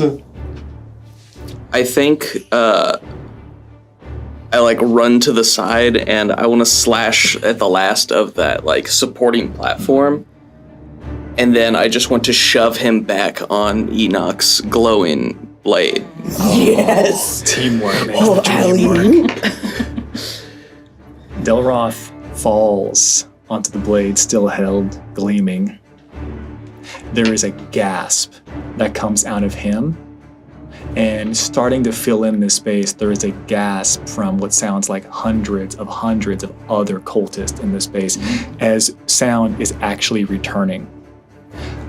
Jabanu, you'd feel yourself pulled, spaghettified again. Jabanu falls down onto the ground next to that center event horizon where Draven collapsed, breathes deeply. The same thing happens to you, Icarus. You fall down to the ground. This is why I don't get into politics. Delroth gasp as there is this black fluid that comes out of him. And again, it looks like the tentacles, these snake-like appendages, all look like they are beginning to decay. And you watch as something comes up from whatever this purplish, blackish miasma is. only it is jutting up through, and it is has hints of green and blue. And it comes and it pierces directly through, skewering Delroth. And you hear him say, "That's impossible," and gets pulled back down. And as soon as they hit the fluid, the miasma, you up in the stands feasting, you hear a shattering. Sounds like somebody just punched through a pane of glass as the cocoon is falling down. Inside, you can see almost everyone from your party, sans Kennedy. I'm gonna look over the side and say, not impossible, just odd. Inconceivable. Wait, I'm gonna run to Icarus and I'm gonna grab him by the collar. Icarus, do the time reverse thing on that orb. Get Kennedy out of there. Time reverse the orb. I can't reverse time, not yet. Are the orbs still there? Oh, the orbs got pulled with him. I do have another attack action. Can I use that to touch the orb? For orb knowledge, 2 of 3. The collector in me says, yeah, obviously you got to collect just with the orbs. Yeah. Well, you won't get the full knowledge check experience. You brush one of the orbs with a gloved hand. With a glove, you feel like you only get half the experience points as you should have. Then I do it with both. Yeah. You touch 2 orbs total in your life now. Yeah. So I grasp those 2 orbs. You Fushigi them both too pretty hard. Yep. And I need to run through some things with you all because things begin to happen very quickly. As the fight concludes, it is important to know that many of you are worse for wear, with the exception of Ireless. And to be honest, I don't really know if Enoch really took a ton of damage. Just at the very beginning. Just at the very beginning, and then a very different fight was happening. But some of you have definitely weathered quite the storm. As the fight concludes, the area where Delroth was pulled in begins to shift and change, fading back into this bluish, greenish hue with shimmers of silver. Does this look familiar to me? I'm gonna go out on a limb and I'm gonna say yes. There probably would have been aspects of your youth where there were certain rooms or certain chambers where true channelers had drawn in the very pure essence of ley lines, of the weave itself.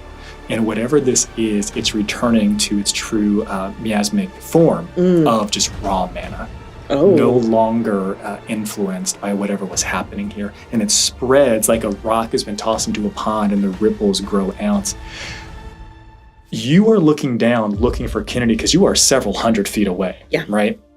You would probably see it first, even though these individuals are here. There is a humanoid figure that just appears. There's an ethereal androgynous figure that stands translucent at the center platform directly next to the egg.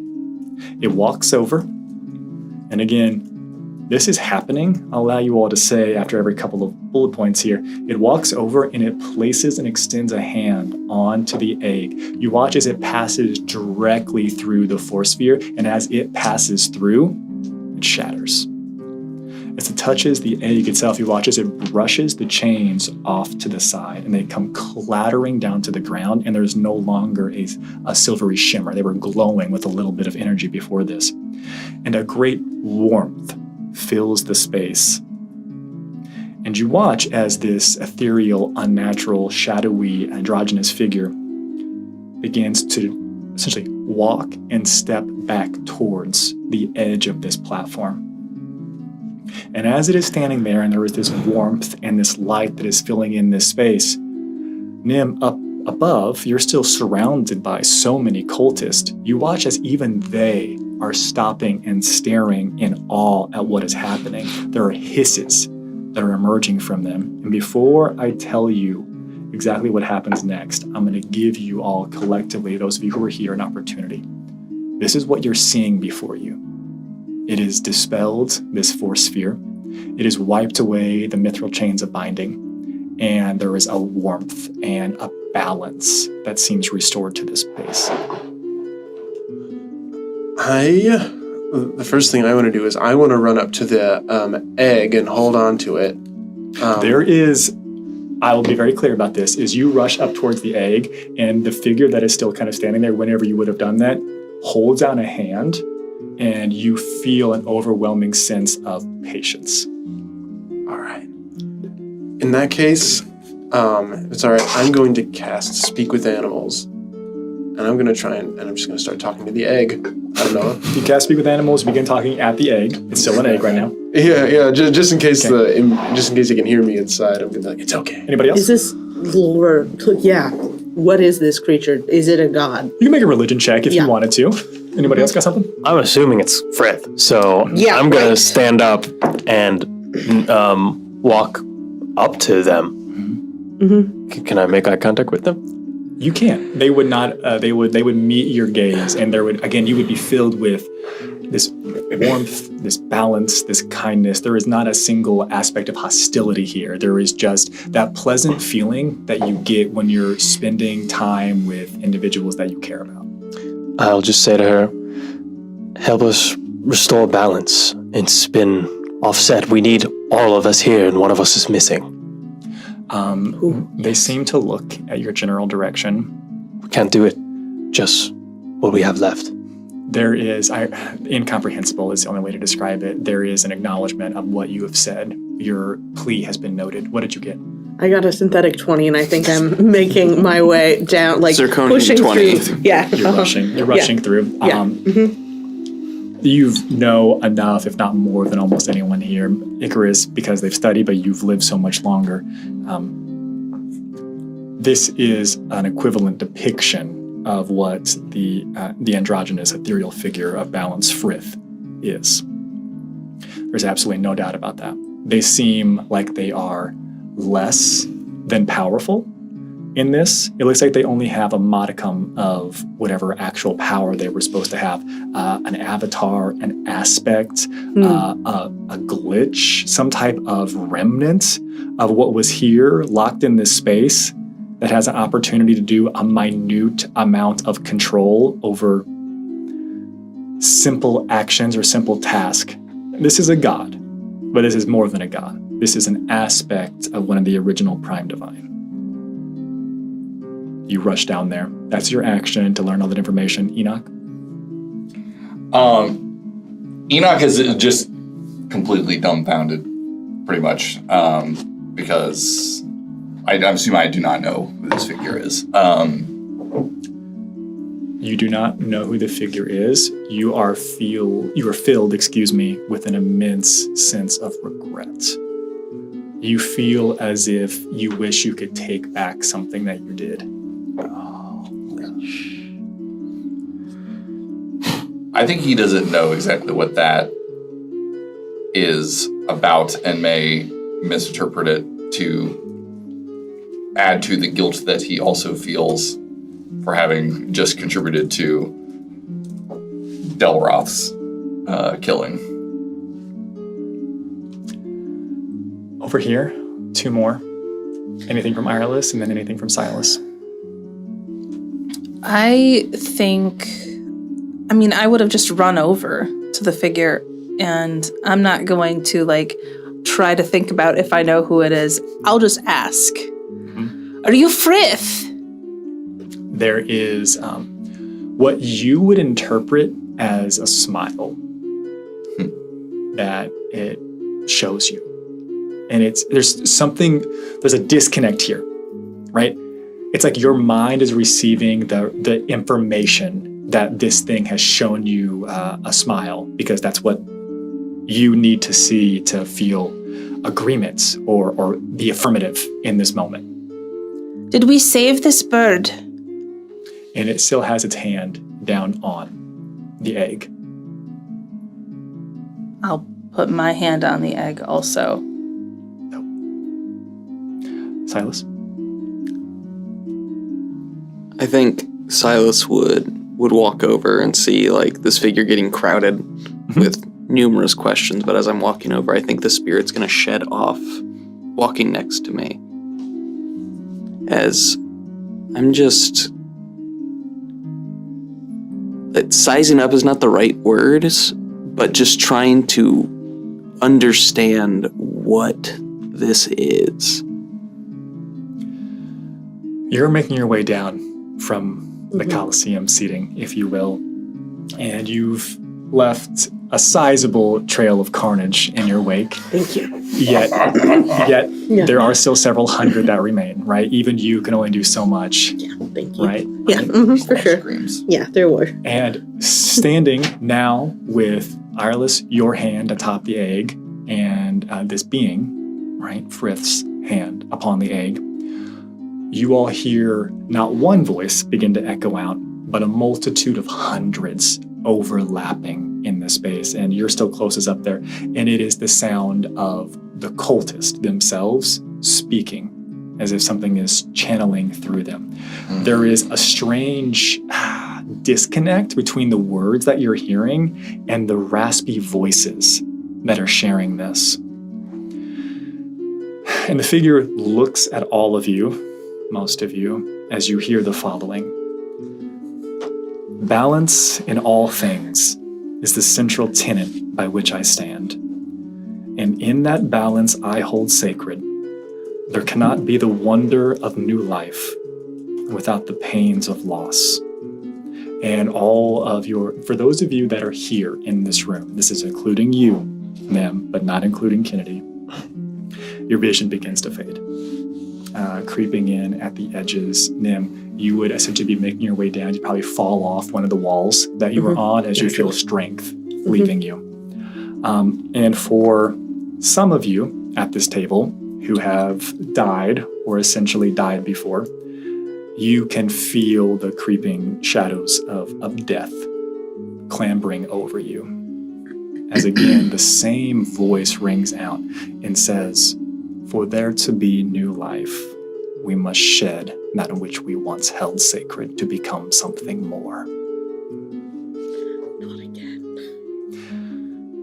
And as darkness consumes your vision,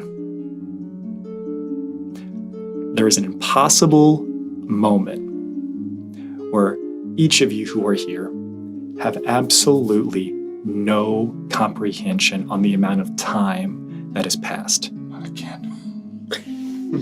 There is nothingness. Nothingness not in the same way that the two of you just experienced. There is just nothing. No 2d8 cold damage at the end of each of your turns. There is just the absence of conscious thought. And then it almost feels like something has flipped a switch. Something has breathed life back into you all. Someone unplugged and plugged back in, and now the system is restarting with some type of updates as you hear the following, quite literally for some of you. And yet, not all which dies need stay lost. Cast aside the chains by which you have been held back. Gaze beyond the blinders which have impeded your vision, and reawaken to who you truly are. The individual, as your vision comes to, all of you are lying on the ground, surrounded around this individual figure who is there. The figure would walk over to you first, Jabanu, and the voices would be echoing out from all of the cultists here, and it would say the following. The Protector, capable of understanding compassion and the true depths of our connections to each other.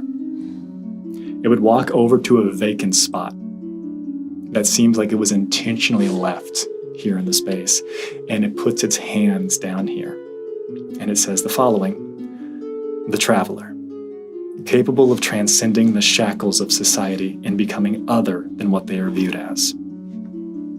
Walks over towards Nim and watches it puts a hand down to you.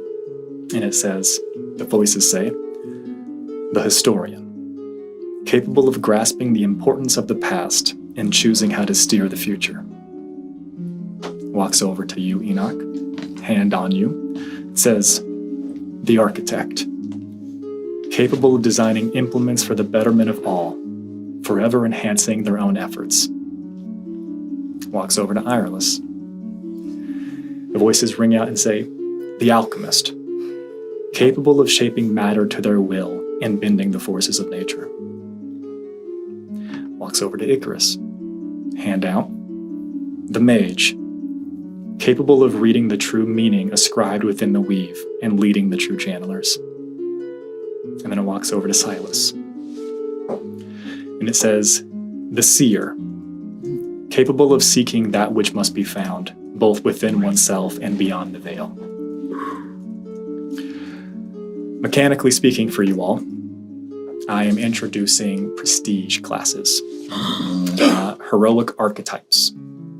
You have all been awakened as you have essentially saved, purified an aspect of Frith. A little bit of balance has been restored back to the world by your hands.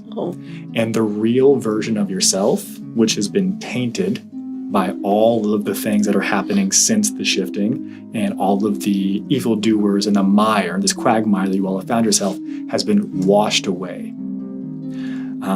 I have selected heroic archetypes for you all based on the decisions and the play styles that you all have made thus far in the campaign. Moving forward, you all will be gaining levels in your traditional class, like normal, and at certain key intervals, you will also be gaining a level in your heroic archetype, which will offer more powers, more abilities, and other things as the such. It's pretty cool. Seeking other things. And we're going to pause for a second because this figure is here. And as it comes around and is touching each of you and you can hear the voices, there is an overwhelming lethargy that comes over all of you. The concept of some overwhelming power, something that is more immense and immeasurable than you would have been capable of comprehending, and you all would fall unconscious. No magical sleep. I don't care about rules or mechanics on any of your spreadsheets. You all fall unconscious. And I have to do something now that I didn't plan to do. Kennedy Scott.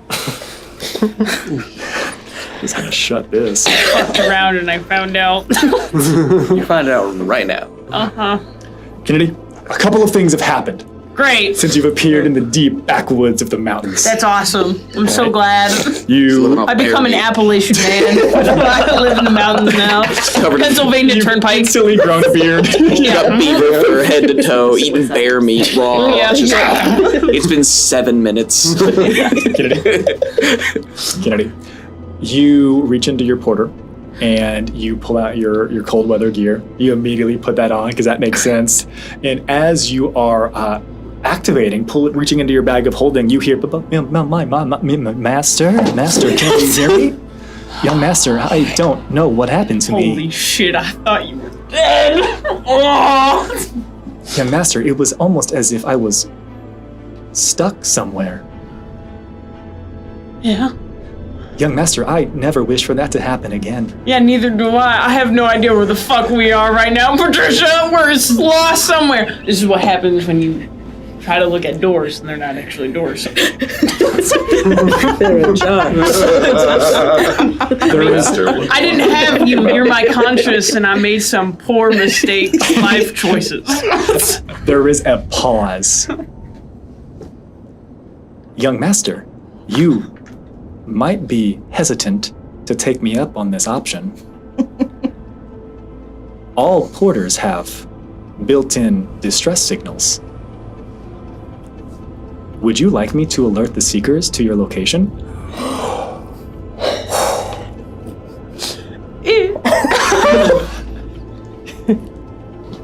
Let me explore a little bit first. That's kind of jumping to conclusions, Patricia. We can figure something else Young out. Master, I will be monitoring your vitals, and if they reach a critical level, I am obligated As I'm like bleeding from my... to protect you. I'm fine. Patricia says something along the lines of, I can tell you're at 17% your total efficacy. I'm fine. Very well, young master. If you would like me to, I can do a reading of the local vicinity. Yes. Would you like me to dull your senses of cold? To be clear, you will still be cold. No. You just won't feel it. No, because I think that's a bad idea. What if I get hypothermia and then I'm like, you know what? I feel Then fine. I will alert the seekers to your whereabouts. Don't do that. I'll feel the cold. It's fine. Very well. Feels kind of nice. All right. Patricia begins to do a reading of the local vicinity. It will take a little bit of time. This is a very large outback that you find yourself in. Here's my question. Yes. Do I have anything in my porter that would allow me to gain some hit points back? Could I do a medicine check on myself to... You can stabilize yourself. That's not going to be a problem at all. Patricia also has the capabilities to essentially recover and staunch any current... you're not going to progress any worse than you currently are. Well... She can remedy you to at least basic field medicine. Well, there was one thing I wanted to do, but I don't know how much damage it would cause to me. Sell me on it.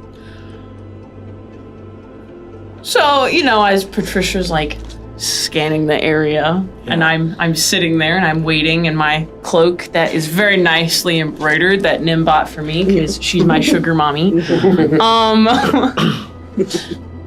That's canon now. I got you. All right. And done. Done and done. And I've been thinking about how, I have half my vision. And Ooh. Hold on. Thank you for reminding me.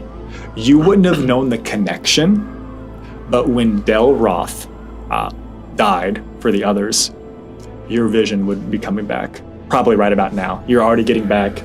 oh, that's great. So you know something happened. That's awesome. So, I'm gonna take a dagger out of my porter and I'm going to stab my eye out. Again. I have to ask, even though I already know the answer. Are you gonna take out the eye that's got the cool, spy ability that I can use for Arden, or are you gonna take out the other one? I mean, both are valid options. I'm gonna take out I think you should get them both to be safe. the spy ability one. That one's gotta go. It's gotta go by ice. Okay, I have to ask this. You're kind of already on Death's Door? You're already on Yeah. Death's Door. Okay, you're in the mountains. You're very cold. Again, unless you get somewhere, even with cold weather gear, if you don't get a fire going soon and you don't get somewhere warm, shit's gonna go bad for you real soon. So I'm just gonna confirm for the second time. I'll make a fire first. All right. Are you sure? Yeah, I'm sure. Okay. We'll let the group decide. Everyone, if you were to be the DM and your player said that they wanted to cut out their own eye, and you're here, right? Oh, okay. Yeah. The likelihood of you passing out from this is remarkably high, right? Remarkably high. You're already not doing super hot. There's going to be an aspect of blood loss here, right? There's a lot happening. You're also not someone who's able to use magic, right, to immediately heal this. No, not at all. The DC's being set. I'm giving you an opportunity to sway me on what the DC is. To not pass out? Yeah. I'd like to start. There's no DC. I've made my decision. Yeah. It's too far gone. Make the roll. With Patricia actively being able to turn off senses, the only thing that would stop somebody... The perception. The overwhelming pain that is still going to be racking through the nervous system, Kennedy might not be able to feel it, but there is an autonomic response to what is actually going to be happening. All that would be true for a sane person. Oh, that's true. So that dude's crazy. I'm telling you. When you have eye surgery, you are awake. That's true. Yeah, and they numb it. They numb it. And it barely bleeds Yeah. when people's eyes come out. Okay. There's not a lot of blood happening. Yep, you just gotta get like as a. And you can just shove some cloth in there. I have heard all of your arguments that I will be willing to hear moving forward. Why don't you just cover up your eye so you can't see out of it? Why don't you just wear an eye patch for a little bit? That would be a stupid idea. It's dark. Then Maybe Kennedy it's would just be a maybe it's like poser. blind sense. I want you to make a Constitution Somebody saving might throw. I am setting the DC after hearing your valid arguments in one terrible idea. The DC is 14. Constitution saving throw, please. Yeah. You. No. Okay. The last thing you That's hear. a 9. You stab your spy tracker eye out. It is gone. Kennedy, you've done it. There is absolutely no way that Arden can spy on you anymore. That's right? so awesome. The last thing that you see is your eye scurrying away. and you hear Patricia in your head. Young master, I am detecting a decrease in your vitals. And you pass out unconscious. Cool. And your eye is gone. It scurried away, apparently. It scurried away. Get it, Pip. And we go back to the cavern, and you all are beginning to awaken as you hear the following. Interesting. It seems that some other individuals have beat us here. What the fuck? It's almost as though, maybe we should have paid more attention to them whenever they were up on our stage. And as your vision comes to you son of a bitch! You see Castori Lilyfleet in all of his fine feathered plumage. And there are, to be quite honest, you see more than the individuals who made up the Gallanteers, the troop that they were a part of. There are every bit of, probably just shy of 100. And as you're coming to, you can see that they've put to the blade a number of the cultists here in this space. He also explains, and I'll expedite this process for you all. As you all are coming to, a number of individuals, they don't hold you down in like you're a prisoner. They come over to you and they all kneel by you, and there's some type of like, don't get up too quick energy coming from every single one of them. And Castori continues to explain that he and his group, the Gallanteers, have been aware of the doppelgangers in this city for some time. And in fact, the reason that they were here was that they'd been keeping an eye on it. Though it wasn't until very recently that they'd realized how deep the occult activity had grown. They explained to you they've been tracking a group of individuals known as the Cult of Assimilation for a number of years, because it seemed like their approaches had lined up with nest and beds of doppelgangers. So you're a changeling, aren't you? And essentially, he's a changeling. He would bow, and whenever he comes back up, he's wearing your face.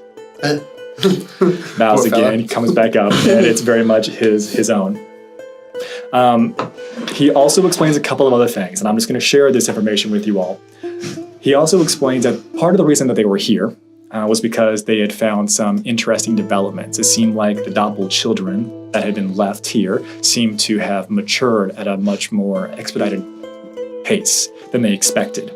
So they were attempting to rescue as many of the street children as they possibly could to ensure that they at least had some type of rehoming whenever their awakening came to, that they would be able to assist them in helping them to understand who they are and what they were. He also shows you all that he has sprigs of, give me 1 second to find this. I knew he was assembling a child army. In a way. Yeah, just very much in a way. Yeah.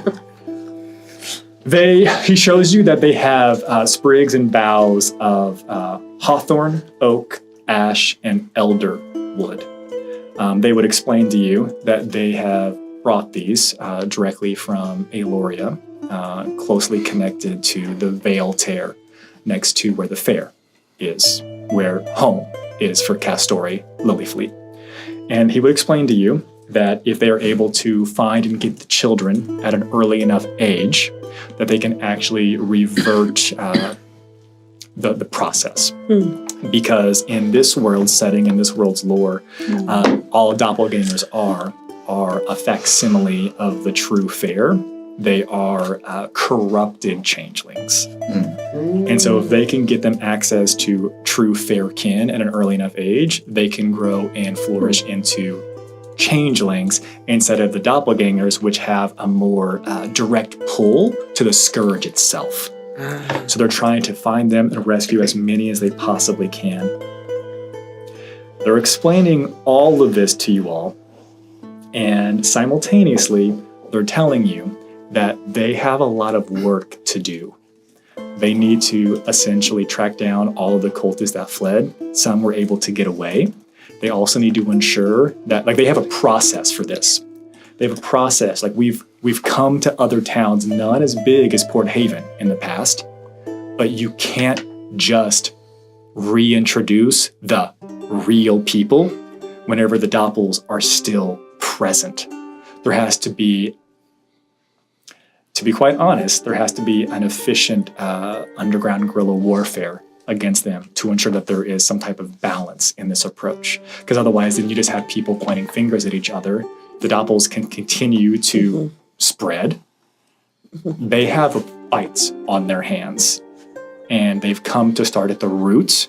And now that they've taken care of the roots, they plan to systematically go and take care of this silently, district by district. Amazing. As they always have. And there are, again, just shy of 100 of them.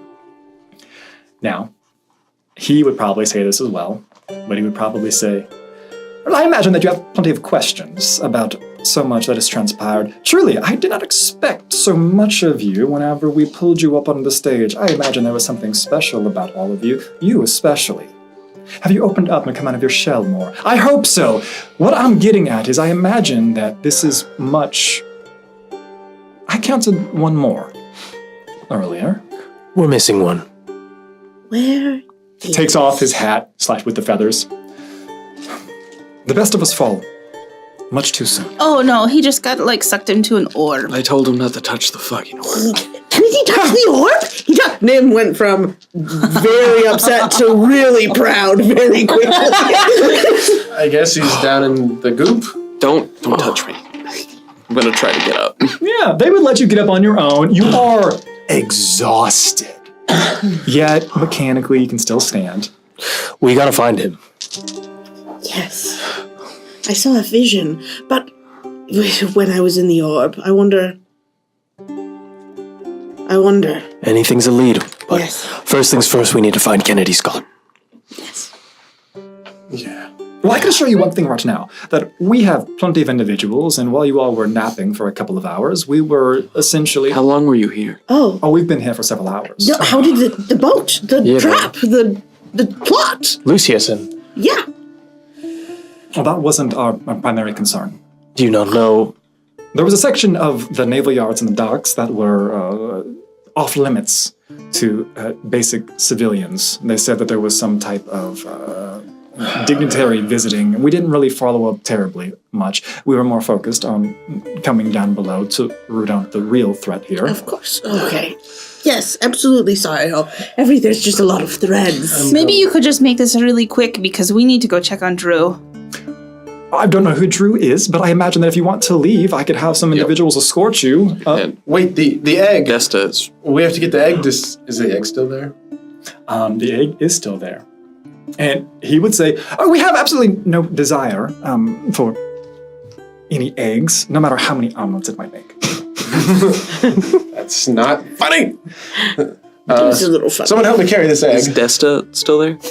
Desta is where you all, he would have been where he was left. I would probably say they would have brought him over to you all. He's probably groaning and stirring. Oh, thank God. Yeah. Oh my God. Okay. What do we do with the egg, Iris? I just was supposed to free it. I guess we gotta bring get it out of here? We gotta get it up into the sun. So this is really interesting. I did write this, and I just didn't know how it was going to play out. Okay? But I wrote, it's very important for whoever touches the egg first. And Irelis was the first person to touch the egg. Yes. Yeah. Right? And so, Jabanu, as you come up, this is going to be very disrespectful and hard to you, and I apologize in advance. No. As you come up towards the egg, and you're like, we got to get this thing back out in the sun, there is a blast. There's no damage, but there's a forceful energy that knocks your hand away. Wow. I'm trying to help you, little one. Wait. Oh, I'm going to sit down and meditate. I'm going to dream summon Misa to me. Okay. And my carriage along with it. You can't get. You will not be able to get the carriage out of here. Oh, right, yeah. That was so in character. He was locked into Jabanu. I know for a fact that I had made up rules in the past about what being able to summon Misa was going to be like whenever you're sleeping and dreaming. There would be roles involved. You meditate, and you essentially have to summon Misa here. When Misa appears here, Misa looks like she was in a battle. She is bleeding all over. She looks like she's taken a number of hefty blows. What'd they do to you, girl? Who did this? Yeah, I'm going to ask her what happened, what she saw. Misa would share with you visions of there was a fairly massive battle at the docks. That there were a number of mage knights from House Liren. Misa would also share that Lord Desta Esters was there, along with Drukari, along with Lucius. The keepers were there, and Misa would also share that the entirety of your party was also there. Shoot. Oh no. And Irelis, and only Irelis, you can hear a cheeping. There's a little bit of a peep peep that is coming from the egg. I think I can speak with animals. I can. Pip. Shucks. Bird? Just been in your pocket the entire time. Bird, are you coming out? It would help if you could walk out of here. Sorry, hold on. That was just really funny to me for a couple of reasons. Speak with animals doesn't work. On the rock. It's a monstrosity, technically. Well, it's technically speak with plants and beasts. Still. Plants and beasts. Yeah. It's a monstrosity. And there is, there's more peeping. It sounds like something is trying to peck its way out from inside the egg. Well, I guess we're waiting for it to hatch. It begins to peep and peck more viciously. Vicious and more voracious. There is something that it is seeking to escape, and yet it seems like it is almost unable to do it on its own. I have a real conundrum because you're not supposed to help birds hatch. What? None of you can hear anything else. You're still over there with Misa. Why did they do to you? Yeah. What the hell? Like doing We weren't there. Psychic messages. Oh no. This bird is trying to hatch. The rock? No, the egg. Yeah. I tap on it. The moment that you tap and connect, there is a blinding light that comes out of this, and there's immediately a shattering. It sounds very similar to whenever the glass domain shattered over here. And the egg falls down to dust, powder down below. And inside, sitting, unfurling for the first time, there is what definitely looks like the chick of a rock. The only difference is that it looks like it is made out of like a tourmaline or a quartz. It has been something about what has been done to it has caused it to take on more of a gem-like appearance. There is a little bit of a translucence to it. Jabanu, this rock looks different. Yeah. Like a different kind of rock. I'm gonna go. I'm gonna like get down. Hello, little one. You come up to it, and there is no force energy that bats your hand away. There is some. It looks hyper focused on Ireless. Yeah. And I will allow this to ride. There's probably legend lore about it in your people and your culture. I'm not going to touch it. Right I know. now. Yeah, I'm just telling you what you're seeing, and it looks very clearly that the first person to have touched the egg is clearly what the rock imprinted on. Right. Oh, Jabana, it looks like you have 2 things to look after now. 3, really. There's Tulu also. Oh, that's true. Tulu is his own bird. Oh, I thought Jabanu got replaced. You have a bigger protector. Ireless, that's why true. does it look like that? It's not really how rocks are supposed to look, is it? Yes. Here we go. Well, I can't talk to it, so I don't know. I would have thought it would have looked more like half shadow rock if all that stuff was happening to it, but it seems like the opposite's happened. You can talk to it. You have a flash, almost as if some lingering essence of power is still here in this space. And you remember that Ireless wasn't the actual first hand that touched it. Oh. Right. Right, what? It's a frith rock. Yes. Oh, cool. It's a god rock? Yes. Oh, I assume this is part of whatever prophecy it is about us restoring balance. That we now have a literal creature of balance. Is it going to stay with us? I don't know. Whatever it does, it's going to be doing. It cheeps excitedly. How long do rocks take to mature? Gosh. I have in my journal. I got crazy notes at the beginning of the campaign for rocks. This is actually a really interesting thing because I was sitting in my in real life house thinking about this, and I was like, man, there's nothing worse than giving a party of adventurers like a baby creature, right? Because they're always going to be asking, well, when can we ride it? Like, how long till it's grown? You know what I mean? Yes. Like, obviously that's badass. That's what we all want. Yeah. So I was like, They destroyed a city. oh my god stuff. As you all progress in your heroic archetypes, so too will the rock grow. Egbert. Gaining powers at each of its heroic level archetype growths, which means that there will be long spurts of campaign where there will be absolutely no growth in the rock.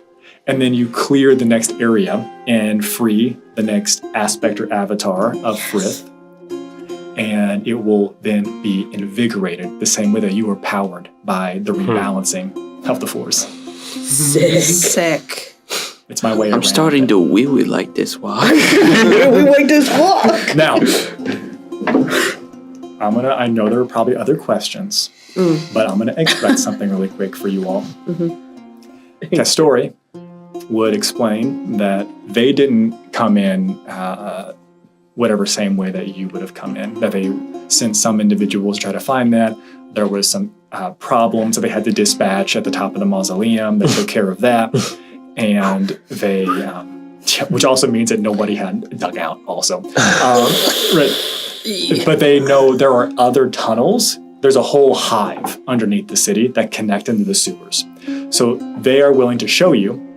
And like, I can send some guides. We can take you back through the sewers. We can get you back up topside. We have work down here. We're going to be here for a little while. And they would tell you that actually, this is really important. Castore would give one of you what looks to be almost like some type of little marble. But the marble itself very much looks like it's one of those hagstones, like rubbing stones, more so than anything else. Oh, like a trinket. And Castore would tell you that he has one of them, and that whenever you want to send a message or communicate with him, that all you have to do is rub this and you'll be able to communicate with him. He said there are limitations. There's limits on how many messages you can send per day and the length of which it can actually record. It is an augmented sending stone, really. Let's be real here. But he would say that you all have piqued his interest. And while they have business here, it seems that you all, even if you inadvertently have solved the same problem, that you're working on rooting out the same group, the same cults. So he tells you that he would like to align interest, and that they're going to be staying in the city for as long as it takes to essentially recover Port Haven. But after that is done, they're willing to let you travel with them as part of the caravan, which means that there'd be some additional protection traveling in a group this large, and also some ability to blend appropriately. But he also says that your decision is your own, and you can choose to not align. That is up to you all, and you all might go a different direction. He says that they're going to be continuing to travel inward, which you really can't go any further out from Port Haven, but they're going to continue to travel through the verdant forest up towards Central Viridia, but they're not heading to Archaeath. They make that crystal clear. But they don't know exactly how long this is going to take them. So they said, let's stay in communication. You all look like you've got some concerns of your own. I'll have my people take you up. They would ask, is there somewhere we can expect to find you if we want to come calling on you? What would you tell them? Oddballs. Oddballs. Or Kennedy's house. No. Okay. They tell you that they're going to be reclaiming this area down below and using this as not a holding area, but a reacclimation area because they can't. Oh, yes, no. Yeah, exactly. Yeah, sorry. Yes. They would bring you through the sewers. It probably takes another couple of hours. Wait, can I, just one more thing before we leave. Can I pick the mithril chains up off the ground? Damn you. Yes. Oh, I'm so glad you did that. And I'm gonna be like, forgot. Yeah. be like, hey Enoch, you still feeling like forging? Yes. And and I'm gonna shoulder those. I'm gonna hand you all the mithril chains. Mithril chains of binding. Truly, so sad to see them destroyed. They're still magic. I didn't think about that. Well, as the rest of you've been talking to Castori, who I don't know who that man is. Correct. None of you ever explained who he was. So I don't know what's happening. So, he has been dragging the husk of the Steel Defender up onto the platform. You get like a winch. And he puts his hand on it, and one of the gems goes out on his gauntlet, and its eyes light up. But it's still kind of like tottering. It doesn't look great. It's newborn, yeah. But now it's coming with me. You are able to retrieve your Steel Defender. You grab the mithril chains of binding. One other thing. So sorry. I'm just going to let Castori know about the pile that I found and where it looked like their next forays were going to be. Interesting. Yes, and then I'm like, oh, good. It does sound like we should really keep in touch. Like, I have a network, you have a network. Like, I'll take that and put it on my trinket bracelet. Amazing. If there's no objections. And, yeah. I have an objection. You're unconscious in the snow. I feel as if there's an echo on my shoulder saying no. Yes. You have something? Yeah, I want to talk to Castori for just a brief moment. All right. I can feel your eyes on me. What question do you have, Slayer? I want to put my hand on his shoulder. What's happening? I see what you're doing, and I want to like you, Castori, but Lilyfeet, do me a favor. And then I'm going to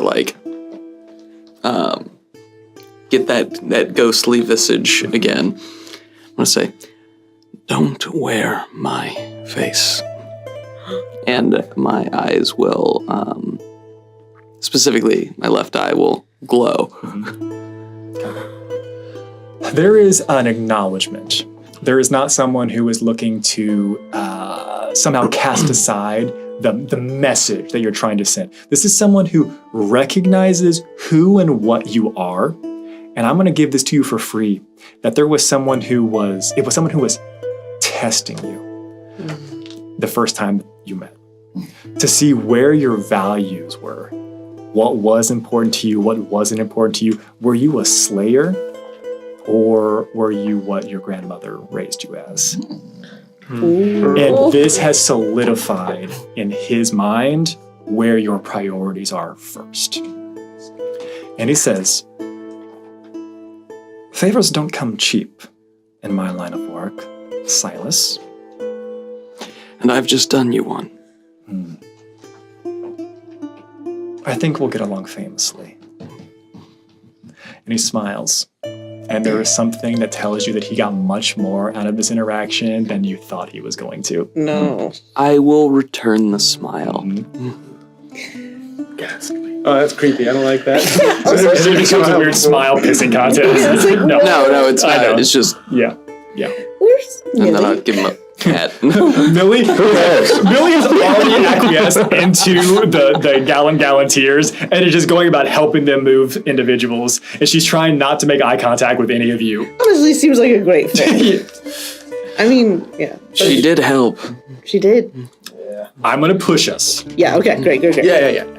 And they lead you back up. It takes a couple of hours. So they're going to be leading you back topside. I will allow for the briefest of final moments or questions because once we get topside, I'm going to run us through all the time that has passed since you all have been gone underground to get everything caught up to where you all need to be to end this arc and to step into the next part of this campaign. Is there anything anybody wants to do? Yeah, real quick. So I'm like distracted by this bird, right? But also I'm thinking about like this mask on my face that I haven't seen. Icarus said that looks good. And I'm assuming it's the mask that we found, but I don't know because there's no reflection in this like viscous goo anywhere. True. So I asked Nim for a mirror. Oh, of course I have a mirror on me. What size, right? You had all the mirrors when we were in the locket. Yes, that's right. Oh, also for that. Not just, I'm going to pull out my self-checking mirror for, to make You're checking yourself. I'm checking myself. No, yeah. I'm not. No. Can I see what this mask looks like? Oh, yeah, absolutely. I'm going to Did Silas put this on me? Yes, he must have. No, Icarus. That's a really good question. I would love to discuss it with you. Silas had the mask. He did, and then it's not mine to tell. Silas, did you put the mask on me?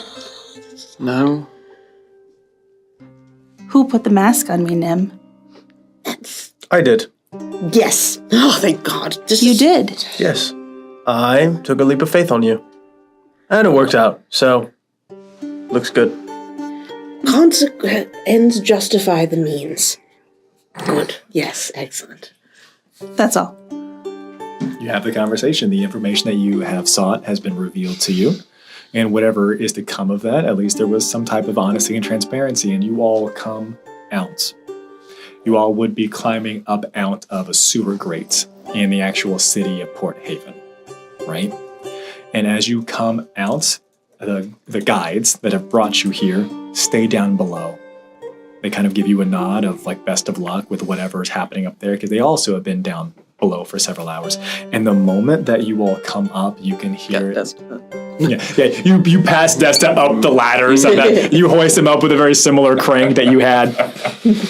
And you would hear a remarkable hither and thither. There is a chaos that is ensuing in the city. People are running all over the place. There are guards that are seemingly ushering people into their homes, into their houses.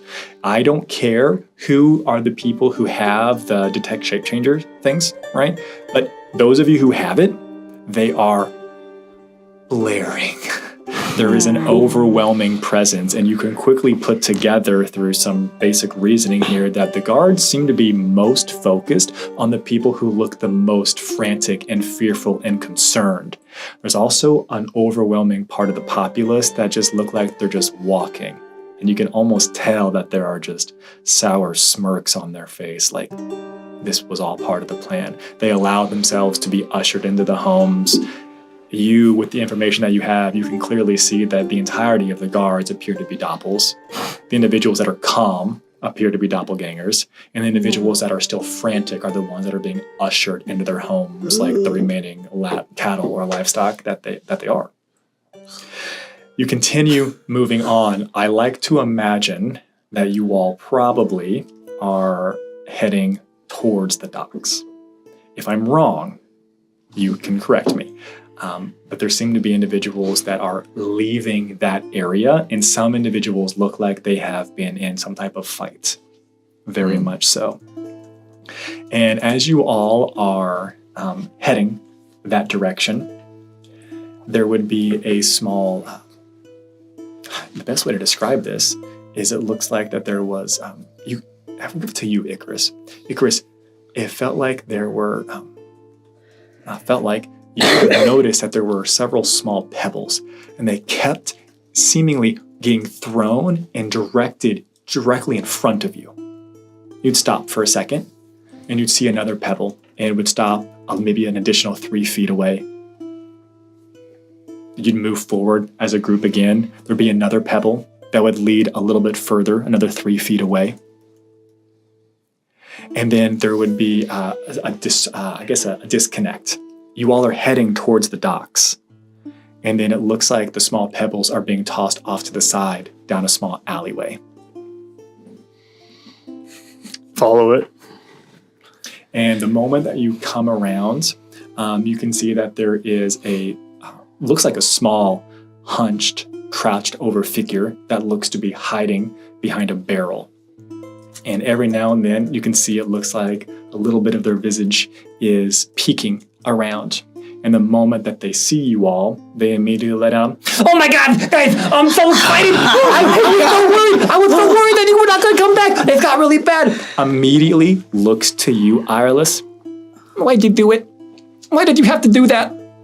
I thought everything was going to be fine. I thought you were a good person. Why'd you have to do that?" There is a thumping on the ground behind you, and Alvin falls from one of the rooftops in a superhero pose. Just, "Good, my lord, you followed my trail." Yes, Alvin. Yes. Is my shapeshifting detector going off with Karnath here? A little bit, yeah. It's not giving the same vibes as with the rest of the doppelgangers that you've come into direct contact with, because you were down there in their cavern, in their cave. And tell us everything, Alvin. Yeah, Alvin is the one who reports, because Karnath is so distraught. Tears begin to stream down his eyes as he looks at you, Ireless, and he says, "How could you do this?" Do what? And then Alvin, Alvin is Alvin, but Alvin knows how to make sure things work appropriately. And Alvin just slowly puts a hand over Karnath's mouth. And Karnath begins to report. Alvin begins to report the following. They tell you that Lucius and Drukari were overseeing the transition of items with the keepers. They had erected a perimeter so that no other individuals were capable of intruding. They had a number of the high noble guard, their inner circle that they entrusted, assisting with this. Unfortunately, not terribly long after the transition had begun, a retinue of mages from House Liren appeared, and they were led by what you, Icarus, would recognize this. This is a term. They're well known. The brothers of House Liren. 2 human males. 1 Balthazar Ezekis of House Liren, and 1 Yusuf Ezekis of House Liren. Yusuf is the younger brother. They are sons of the current rulers of House Liren. The father's name is Malankar Ezekis, and the mother's name is Kalina Ezekis. And I will gladly share all these with you afterwards, but these names Alvin would be reporting to you directly. And he would tell you that they appeared within the perimeter. It seemed like they had teleported somehow. There was no way to stop them. They had brought a small retinue of magic knights, of mage knights from the capital, from Archaeath, with them. They were intent upon staying. They had explained that there was such a manner of disrespect to not be allowed to oversee their transition of goods that it would be in House Stormwave's best interest to essentially not resist and let them continue to oversee this. There is something that you would be keenly aware of, Icarus, that this is, again, the brothers were sent, not the actual rulers, but the fact that the brothers were sent and not some underling, this is maybe a power play. the youth, the younger generation attempting to prove their value, prove their worth, and not going to take no for an answer because they lack some aspect of maturity that maybe the older generation would have. Frontal lobe strikes again. After a few hours of this exchange, things were going peacefully. Alvin would report is that he was keeping a close eye, as was instructed. After a few hours, there was a great unrest and tumults among the masses, and lo and behold, as if brought back from the dead, amidst a crowd of civilians came Lord Desta Esters, as well as, and he points to each of you, being led by this very party. And would make a clear note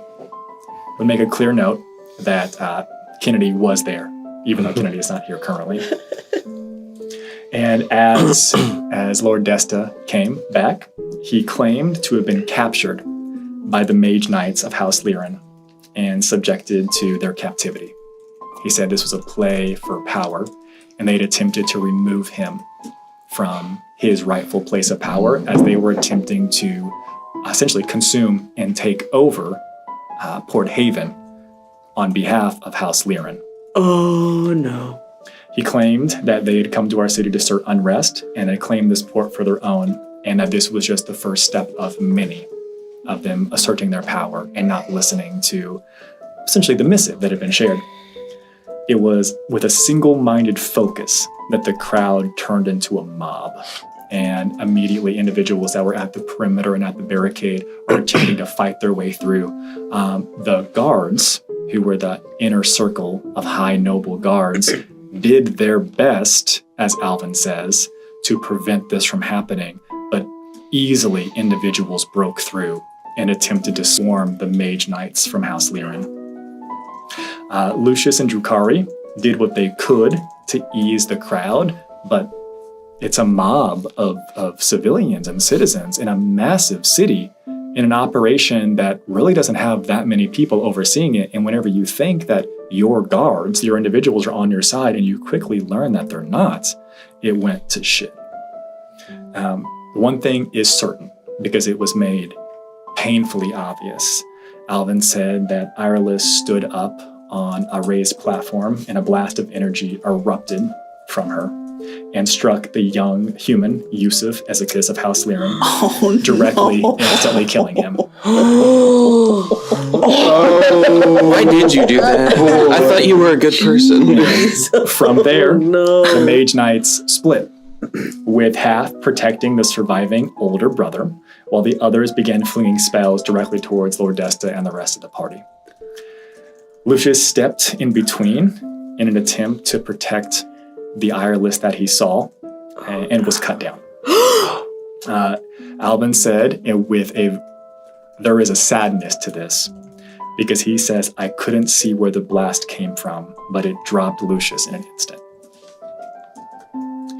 The Mage Knights eventually retreated, summoning portals and ushering their one remaining lord back through. The guards of the city began ushering folks away and back inside. Lord Desta ordered your adventuring party to give chase and ensure that no other members of House Liren were still sneaking about within the city. They couldn't have ported that far, find them, and kill them. The keepers, who, for the most part, were on their boats during the entirety of this, Alvin would share, quickly recovered the body of Lucius. Alvin says that it was his greatest shortcoming. And you would realize for the first time as he's telling you this, that he's been holding his left arm center mass. And he says, I wasn't quick enough. I couldn't stop them. And the keepers took the dead body of Lucius.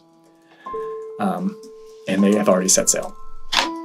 The entire thing has not completed. There are still some items that are here, but the keepers have left Port Haven, taking the deceased Lucius with them. Oh my god.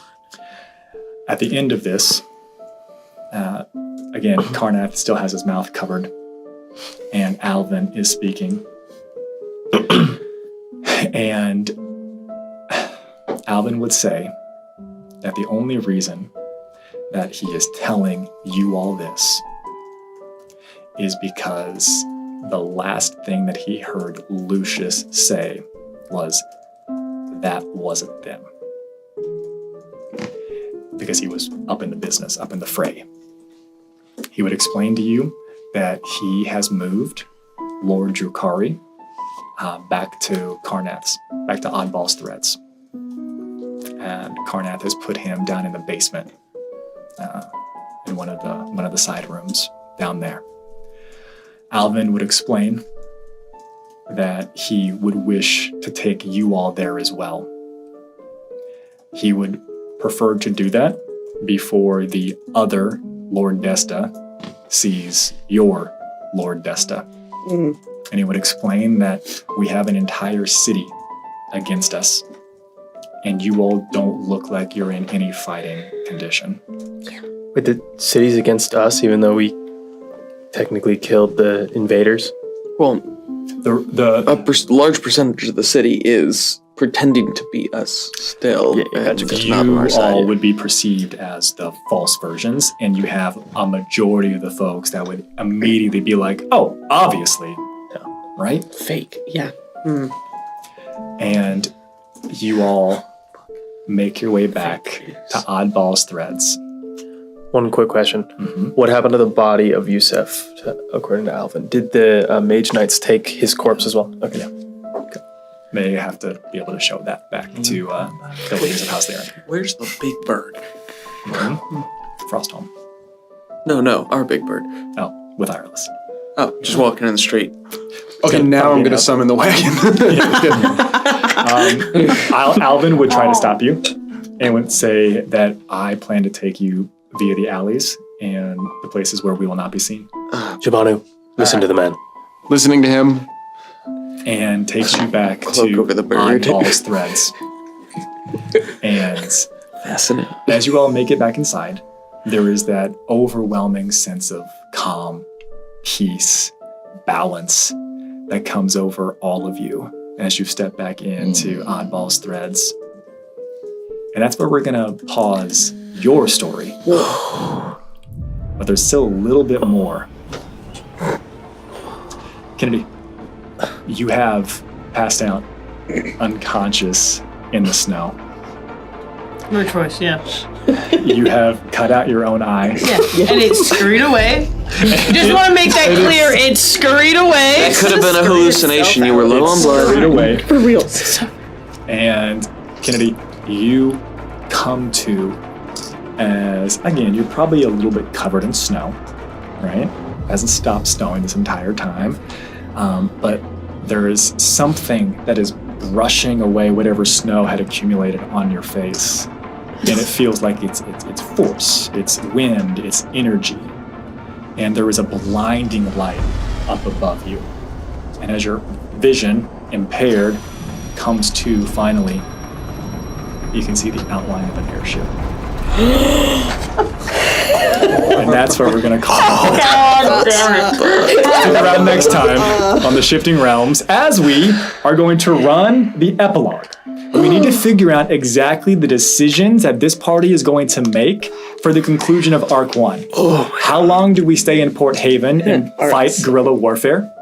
Or do we leave as soon as possible to try to get on the trail of the cultist and go find Kennedy? Depending on the decisions that they make in a really unique episode after this, where we're going to rapid fire, round table, group decisions and try to come up with how did you spend this day? How did you spend this week? How long do you stay here? We'll figure out if Port Haven is beyond saving and where this party is going to next. Stick around next time. See you later, everyone. Bye.